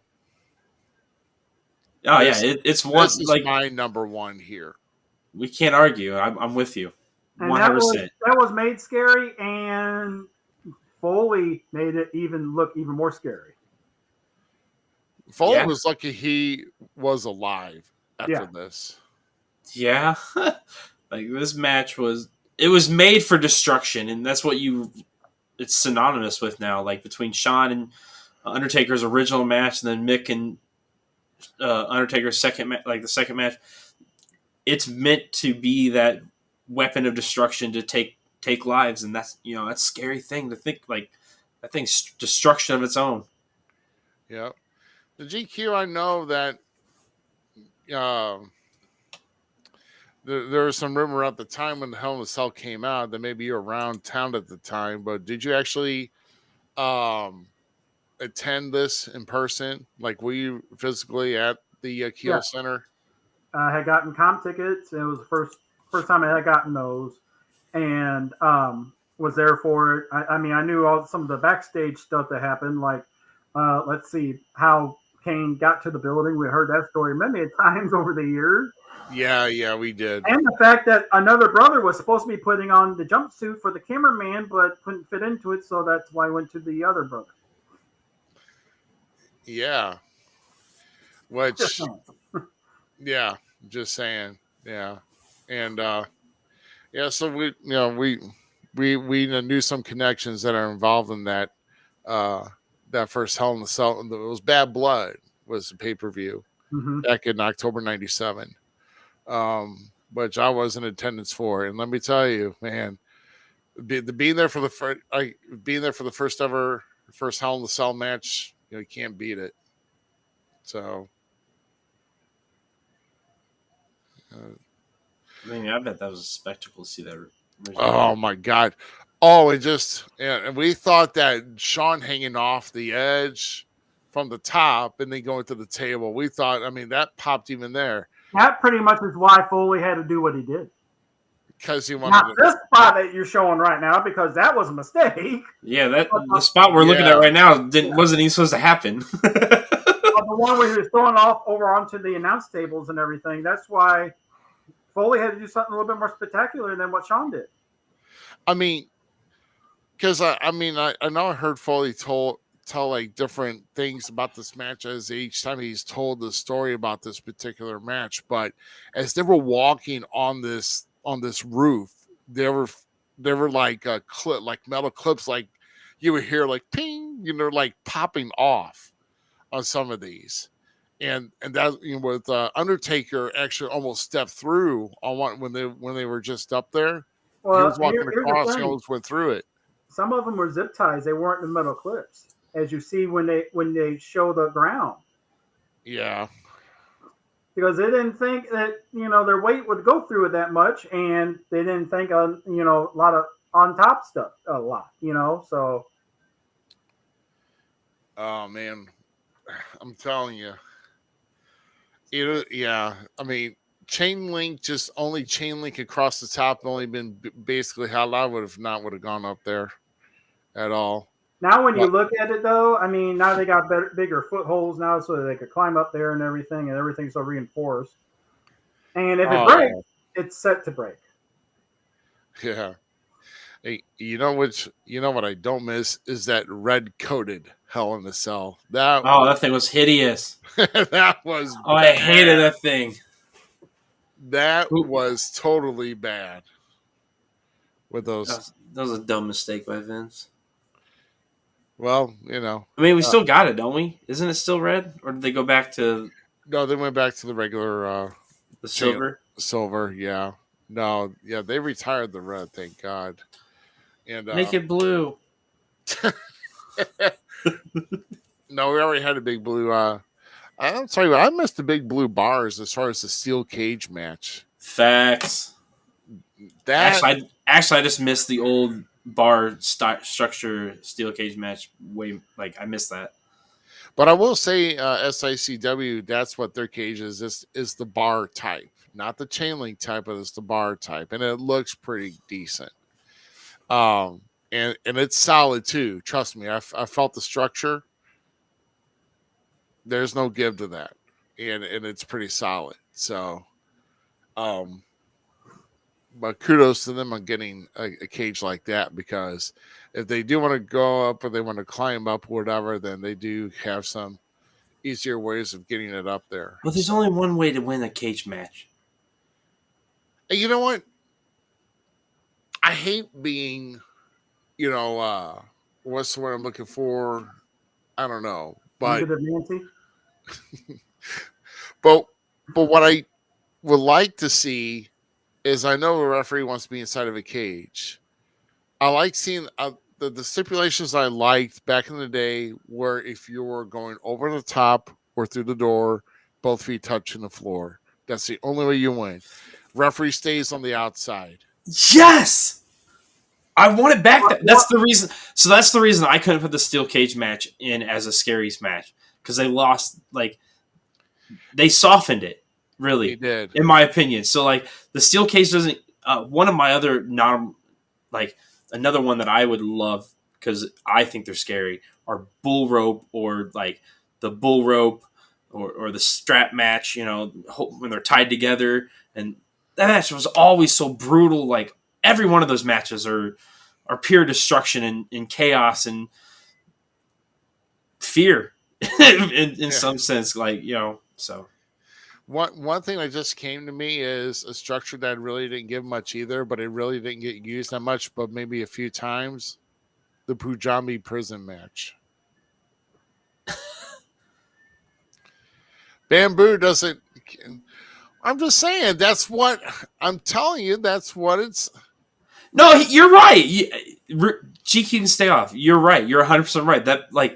That was a structure of great mass, man. That was scary. Hey, the next one you can add to the list is that dog pin match that with Boss Man and Al Snow and the broiling room match.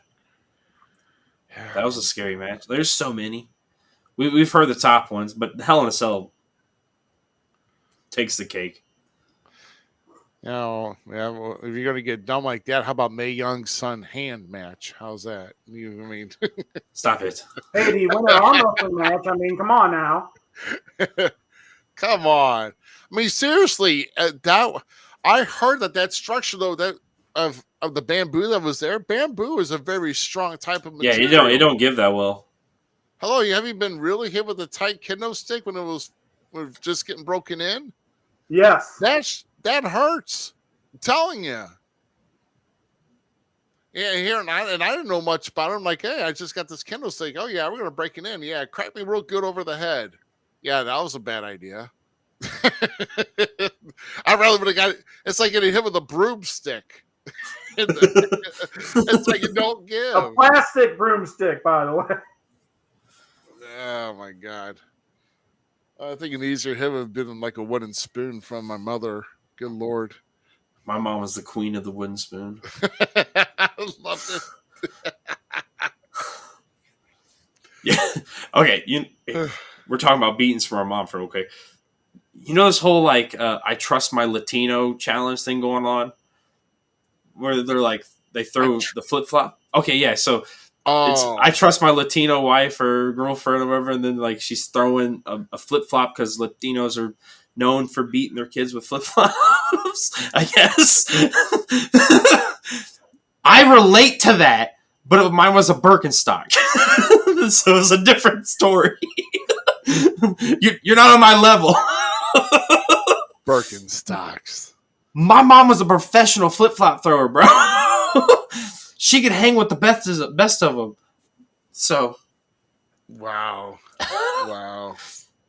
Birkenstocks. Dude, those things are heavy. Yeah. Those sandals, Birkenstock sandals. My mom would throw it like a boomerang, and that thing would turn corners. FCW podcast. Yeah, you failed. You failed.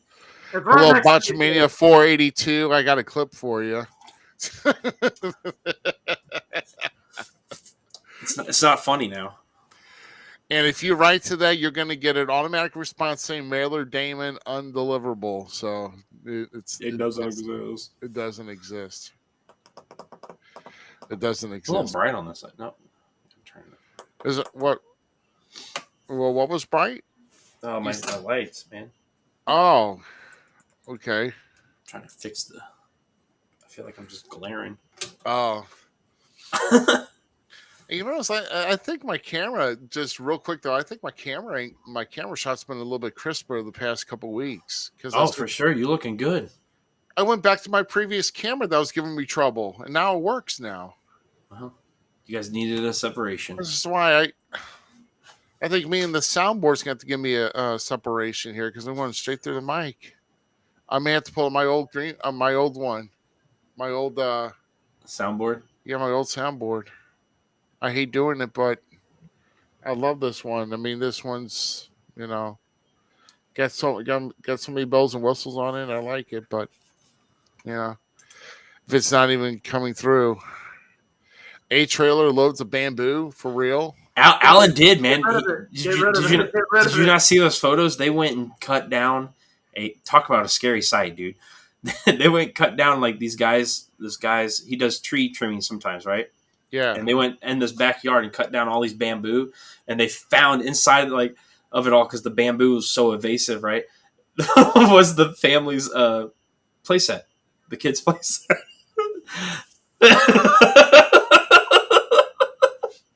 So, but they load it off. Destroy that before any local talent decides to have use of it. It's not going to be pretty.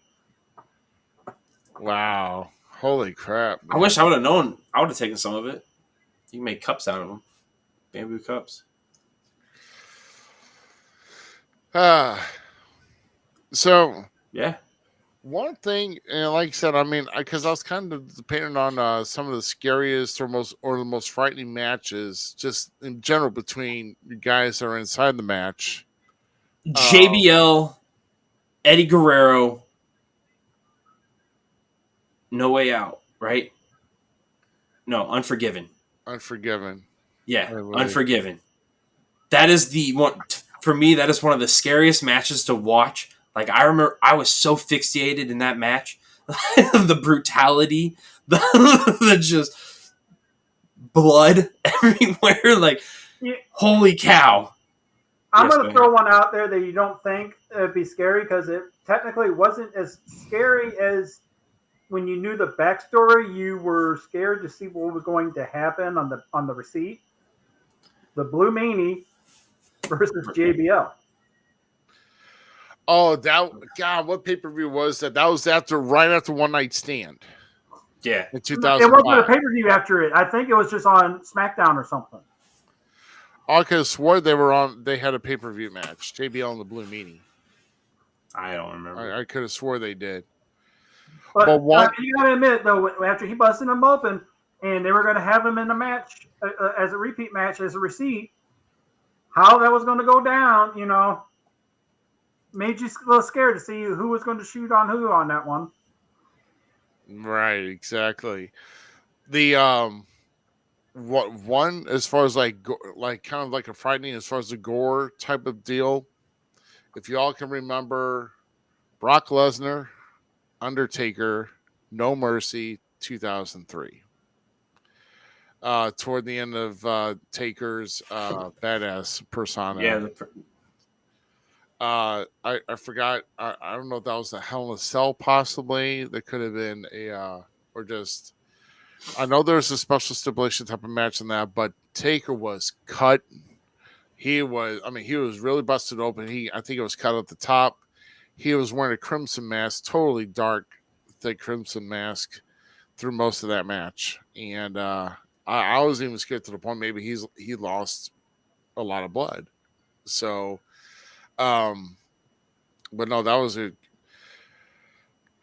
one that the kind of, as far as like frightening one. Now, as far as, we can even talk about one that would just,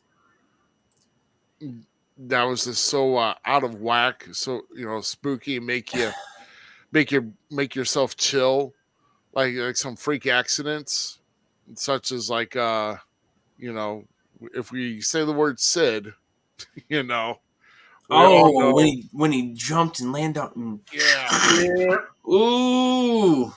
Yeah. Ooh. Yeah. Ooh. Hello, Tibia Fibia. Goodbye. Anytime Ric Flair went to the top rope. It was a SmackDown that match happened on. Oh, okay. So it was. All right. So it was a SmackDown. Oh. Oh, I forgot about that, man. I didn't. Like you automatically say Sid, and you're right. That's the automatic first thing you go to, except for his terrible promos too. His promos were the scariest thing in the world. Hey, if you don't talk about scary promos, Steiner math. Enough said. But hold on. There's a difference between a Sid Vicious promo and a Scott Steiner promo. Scott Steiner leaned into the fact that he always fumbled up his words and just went with it. Like that became what he was known for. Sid just sucked. There's a difference. Scott made something that people would be like, "Oh, that doesn't make him that good on the mic," but he made it something that was legitly cool, and you're like, awesome. So much that MJF mimicked it on AEW again. Like, no, screw you on that one. I have to go with Z on that one because it's like he wanted to start. He thought he was doing a tape promo on live TV. JR was like, "No, we're live here, pal." He just went with it, and then it became his stick, man. And then he would do it later on. No, Scott's OG. Like Scott should have got way more than he deserves. Like that's one of my favorite wrestlers. As scary as they were, kind of. How about the scariest wrestlers now? Segue. Scariest wrestler. Well, wrestlers. You had to come up with a list of some of the scariest ones. Remember? Yeah, and I was trying to work on that. I didn't get time for that. But how about Umaga's one of mine. No, actually, that wasn't on my list. Well, Umaga's my favorite of the Samoans. Like, I'm not going to lie. So he is my favorite. But, he had a very scary presence to him because, how he moved so fast for such a big dude. So, yeah, that's one of my guys right there for sure. And then you got to go, Boogeyman. He creeped the heck out of me as a kid. Then it's Papa Shango. Papa Shango for me. And then I'm going Vader. And then I'm going OG Kane. Because remember, I'm going to take her. Now, my list is all over the place, by the way, here. Okay. Beast, I'm just going to throw that shot out there because he can be scary, whether in the ring or at the buffet. Papa Shango. Bruiser Brody. Good one. Abdullah the Butcher. Good one. Kamala. Early Kamala, not when they were trying to human. No, yeah, because Kamala eventually becomes too, cartoony. The Fiend. But also Bray Wyatt. I'm talking about the Southern Bray Wyatt. See, that was two different ones and two different levels of scary. Still my favorite. Boogeyman and... Gee, I wonder what my last one's going to be. I don't know. I mean, I'm going one brother, you're going the other. Let's see.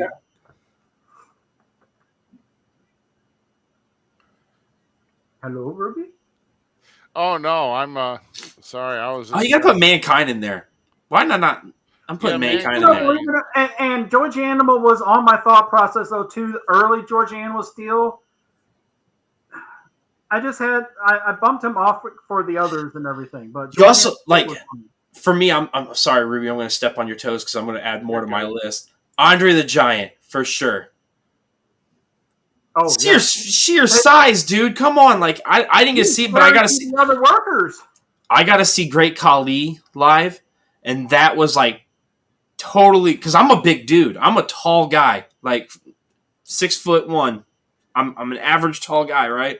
And then you see this thing come walking through, like holy cow, like.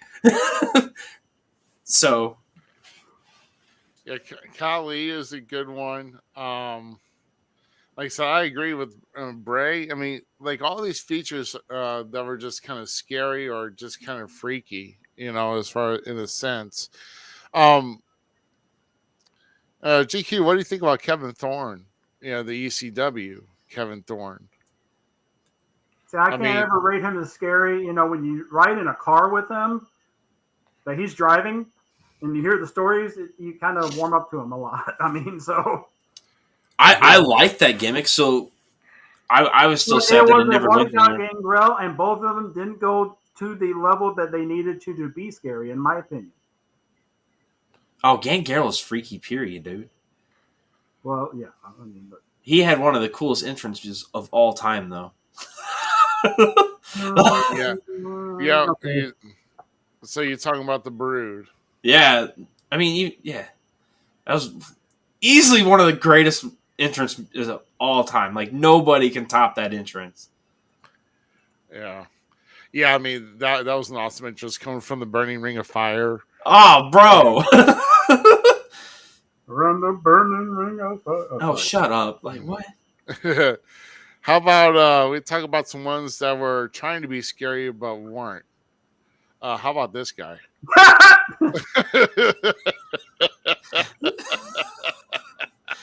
He tagged with the Mummy, right? Because he was part of the what? Yeti. The Yeti. Dungeon of Doom. The Yeti. That's what it was. The Legion of Doom was no what? No, No, Dungeon Dungeon of of Doom. Doom. The Dungeon of Doom. Yeah. The Legion of Doom was in the DC universe, okay, not the WWE. I almost put him there. I'm sorry. Oh yeah, and I also forgot about Shark Attack. I'm sorry about that. Oh no! Hey, don't be disrespecting Shark Attack. The man behind the paint was a god. One of my faves. Some of my favorite wrestlers. Oh my gosh! Talk about rewarding with a good with a gimmick. What about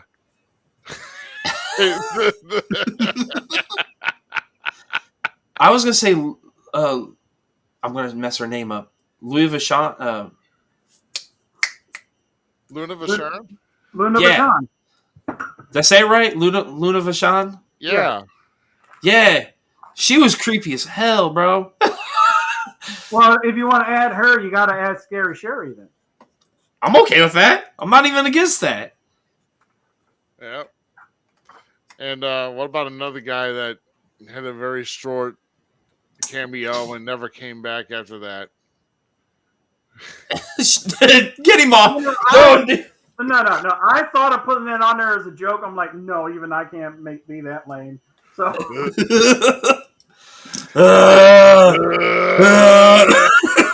Dude, I was so watching ECW for the first time, like the new rebirth of it, right?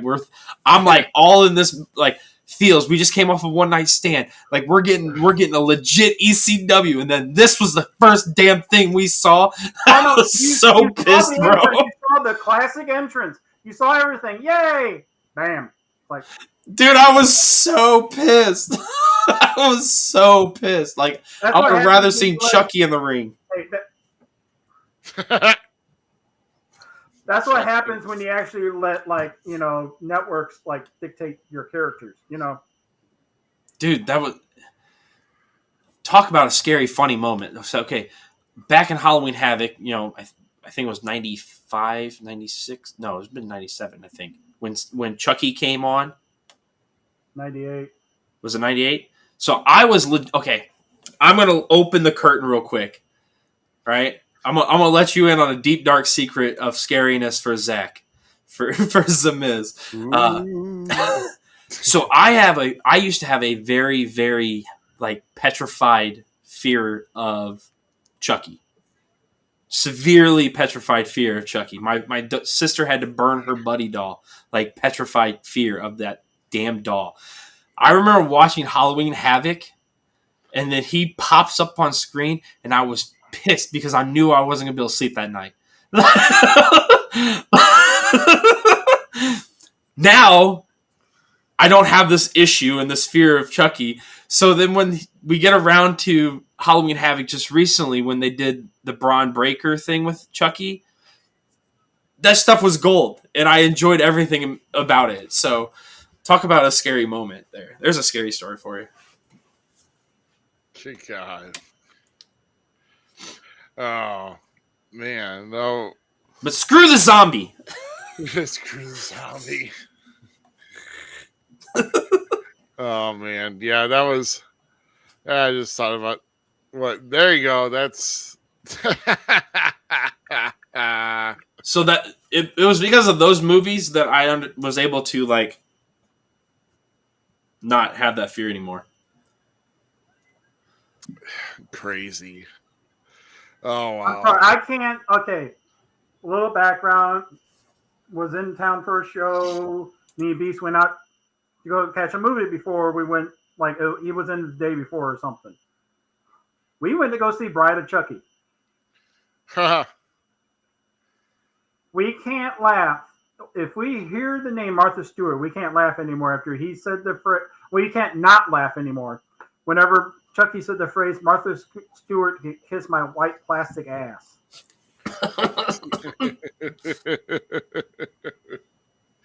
Oh, my. Oh. But I thought that was a fun thing. Yeah, it was.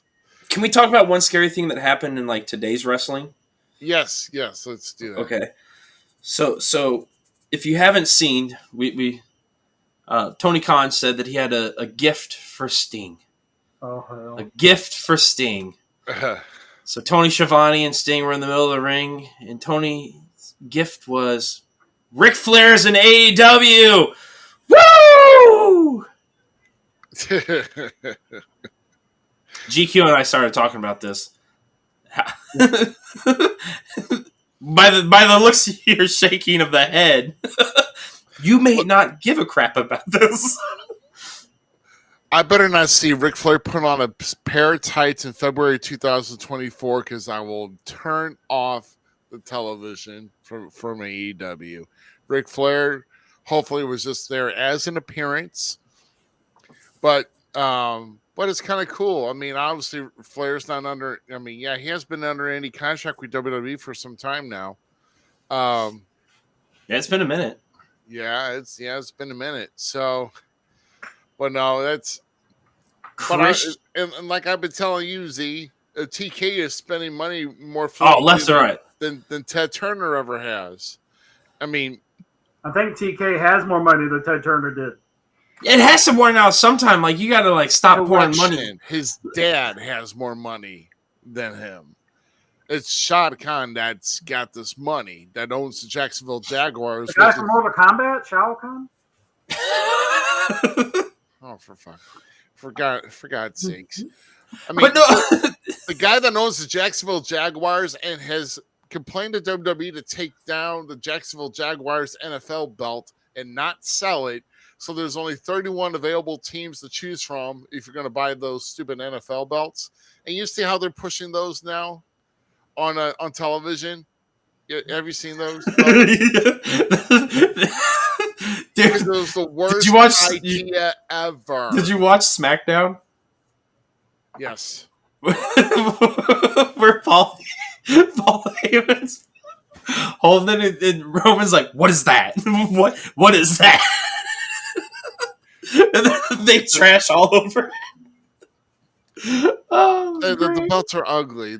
It's a bad concept. I don't know who. No, it's a great concept. Yeah, but If T Swift can try to sell out fucking Oh, okay, stop. Let's end the show now. When you bring it's a perfect. It's WWE is a genius for it, and they should have done it sooner. They should have done it a lot sooner. There's a Dallas Cowboys fan somewhere out there knowing that their team sucks like a vacuum cleaner that's holding up their championship title, and I'm talking to you, my father-in-law, Sean Woods. I want to get this for my father-in-law, who's a wrestling fan and an NFL team. It's a great thing, man. Let them have their time. It's horrible. It's bad enough. Respect for you wrestling NFL fans. It's bad enough that Jersey Shore and Jackass made the way into WWE. Now we gotta Time out. You cannot say that. Johnny Knoxville and all the boys of Jackass have been great celebrity hosts and wrestlers. Well, they have been better than Jersey Shore. I mean, Snooki you say Snooki, it's like that's scary. That's scary. Nah, that did not need to happen. But I love how we started with Ric Flair. Yeah, is this our hot garbage segment? I don't know. I got lost, dude. Hey, hot garbage segment. We're doing that. RoboCop. Back. Thank you. Yes. Back to nobody cares about that. But back to that segment, Christian, dude, you got to go home. Christian is the greatest heel right now in the business. The stuff that man is saying. Oh yeah. Yeah, father knows best.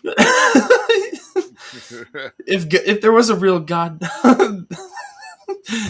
Ric Flair would have died 20 years ago. Like, God dang. Tony Khan gave Sting what was it? Some cheap gold necklaces, a suit, and a black liver. Christian is awesome. Man, he fried Rick, dude. Oh man.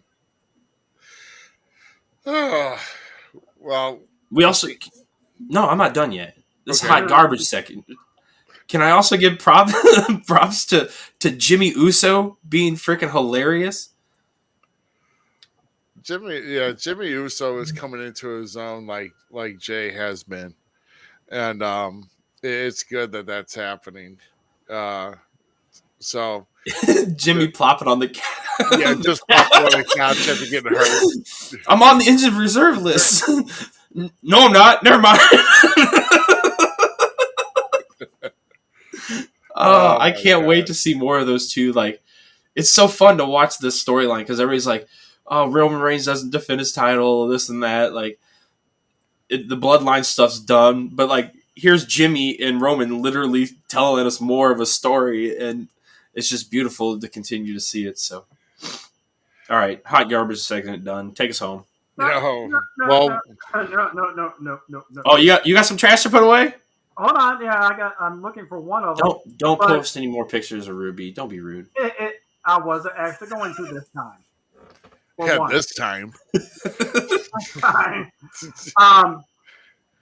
Ruby knows the original name of him, but he works in the Indies called the Soul Taker. Oh Lord!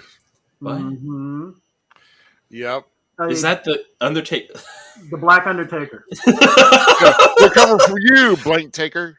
Oh, that's awesome! That's awesome! Yeah, I love it. Clearly, he was calling himself that Taker. Not that, but that Taker. Yeah.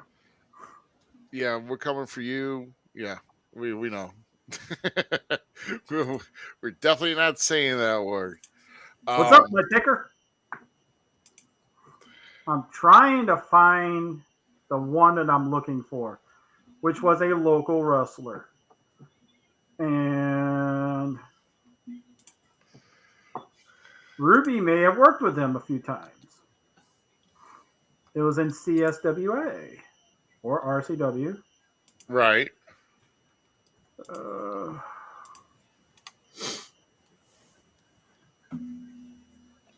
I forgot. I'm not. If you remember the name, say it when I type just these letters.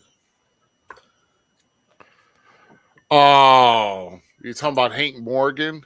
Thank you. Hold on, because I got a picture and I'm showing that one. No. Oh my No. God. No. Yeah. No. I'm nervous. I'm scared. Did he have a nickname on it, like Big? Yeah.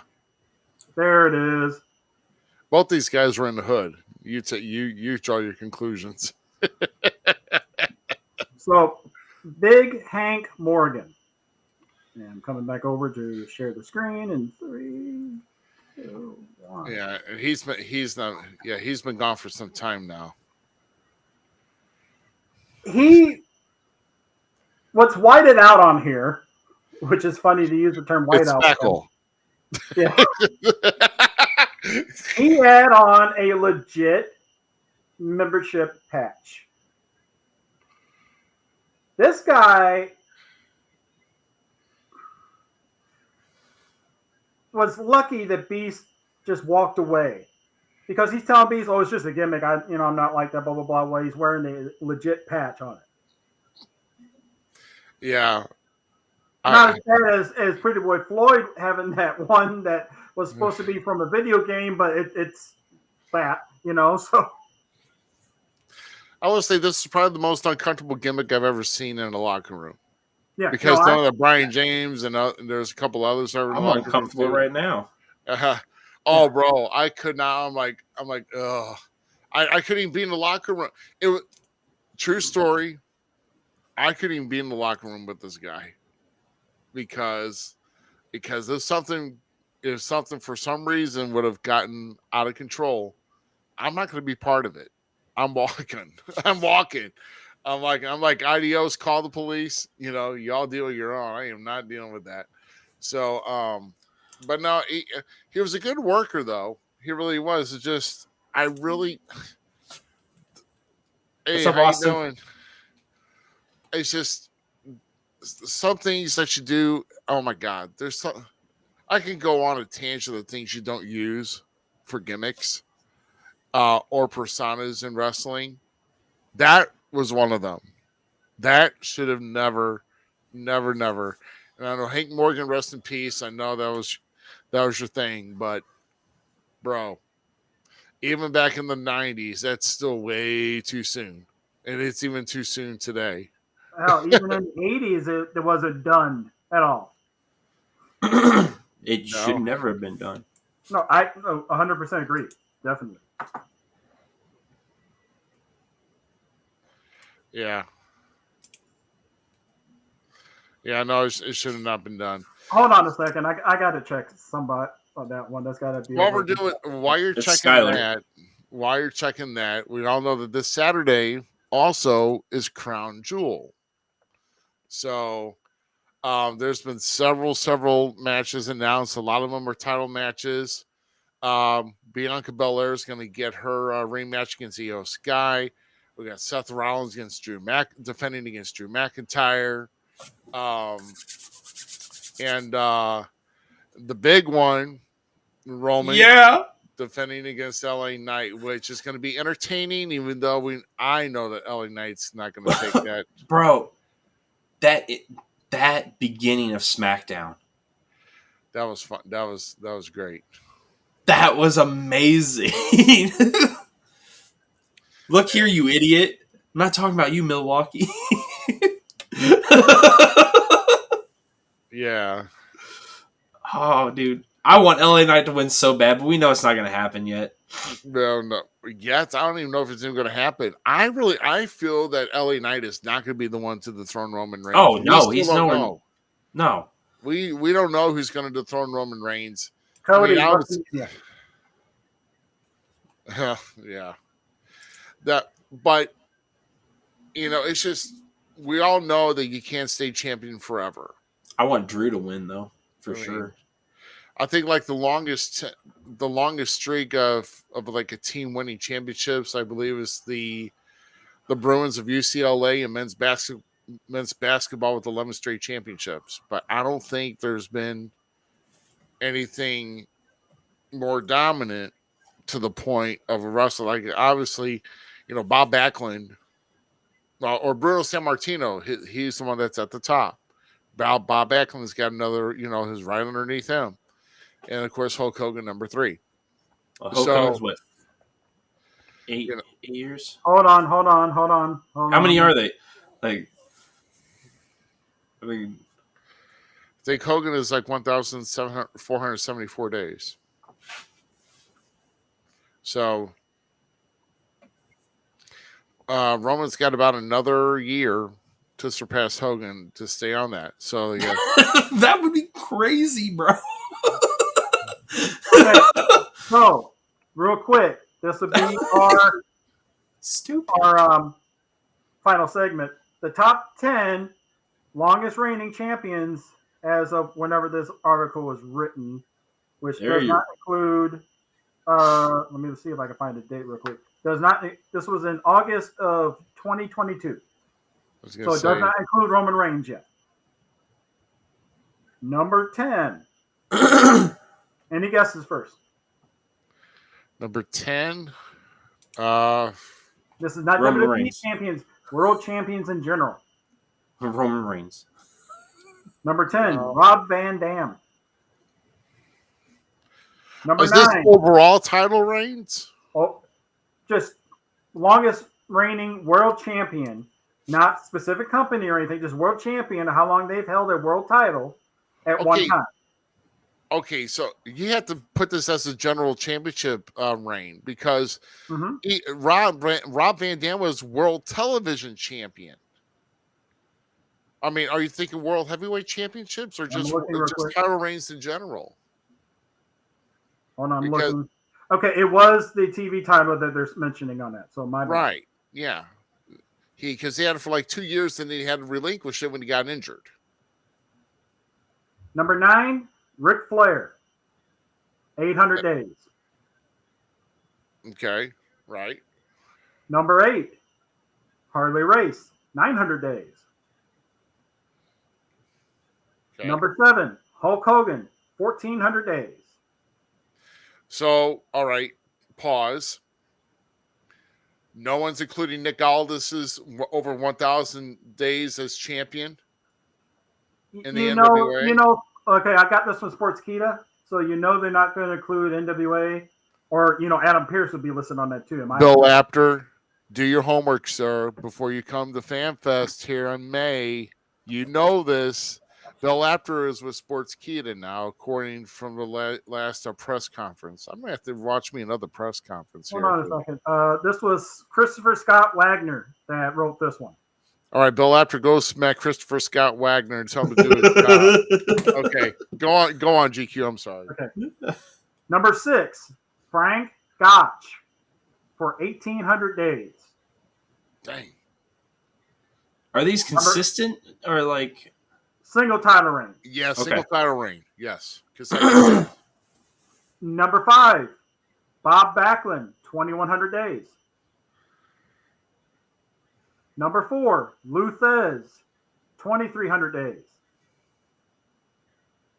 Number 3, Vern Gagne, 2,600 days. Of his own company. Okay. Go on.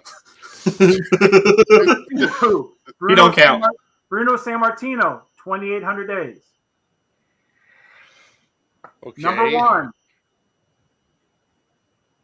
the Fabulous Moolah, over 10,000 days. That is not. No. Wait, hold on. Goldie. No. Over 10,000 days as women's champion, sort of, is what it actually says on it. The WWE officially recognizes Fabulous Moolah's reign as women's champion is nearly 30 years long. Of course, this isn't quite the case. Moolah began her historic reign as champion in 1956 when she won a 13-woman battle royal. The WWE doesn't recognize the times as she dropped the title, the first of which happened in 1966, partially because she usually won it back quickly. The WWE also doesn't acknowledge that the women's title changed from the NWA to the WWF in 1983. Okay. Nonetheless, she was basically champion for most of 27 years. Okay. So my problem is, people, if you're going to complain about Roman Reigns not defending the title for like 100 some odd days or whatever, Then look at Fabulous Moolah, who doesn't defend her title for 17 years and wants to claim that she's sitting on the freaking championship. No, I don't recognize that.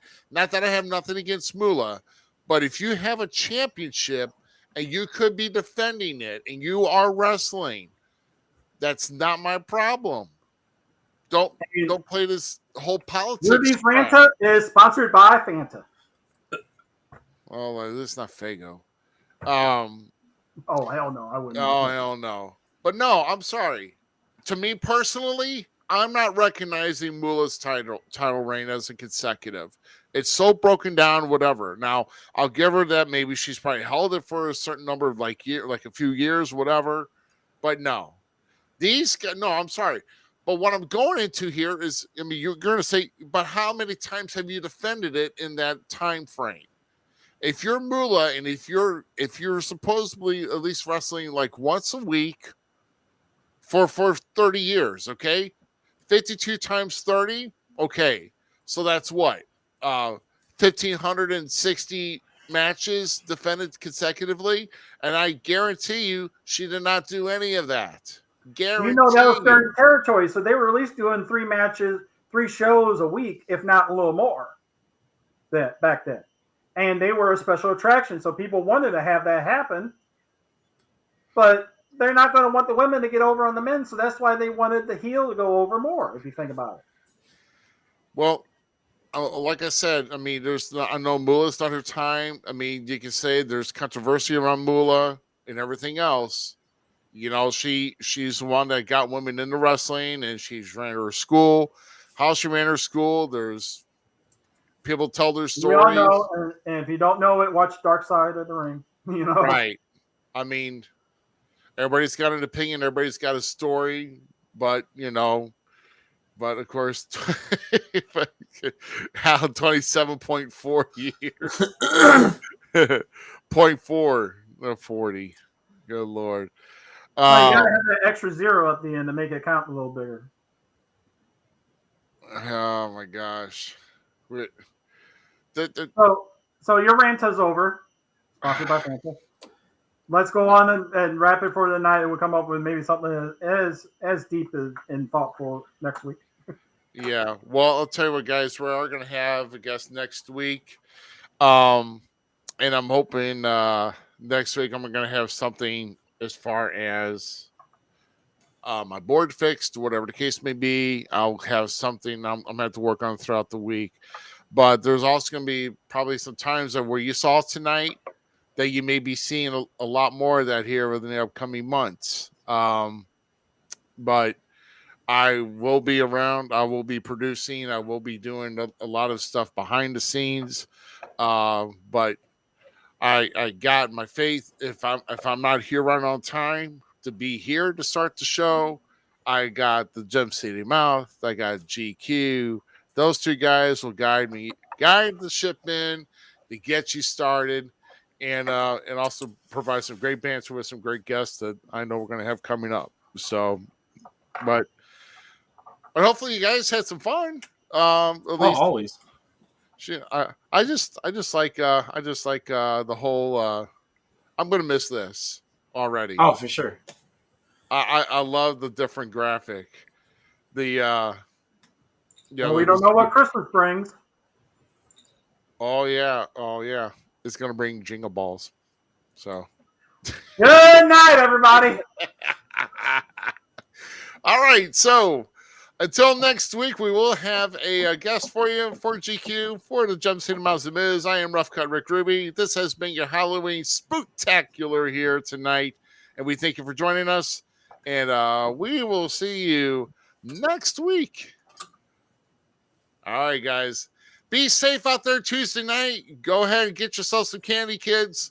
And we'll see you back here starting off November with another guest. Have a good night, everybody. Happy Halloween. We thank everybody for tuning in to tonight's episode of the Falls Count Everywhere podcast. Don't forget our friends at the following. Keeping It Cool with Tyler Cooley, the Searcher and Hide podcast, and We Talk Wrestling. The Falls Count Everywhere podcast is an LTX Enterprises production.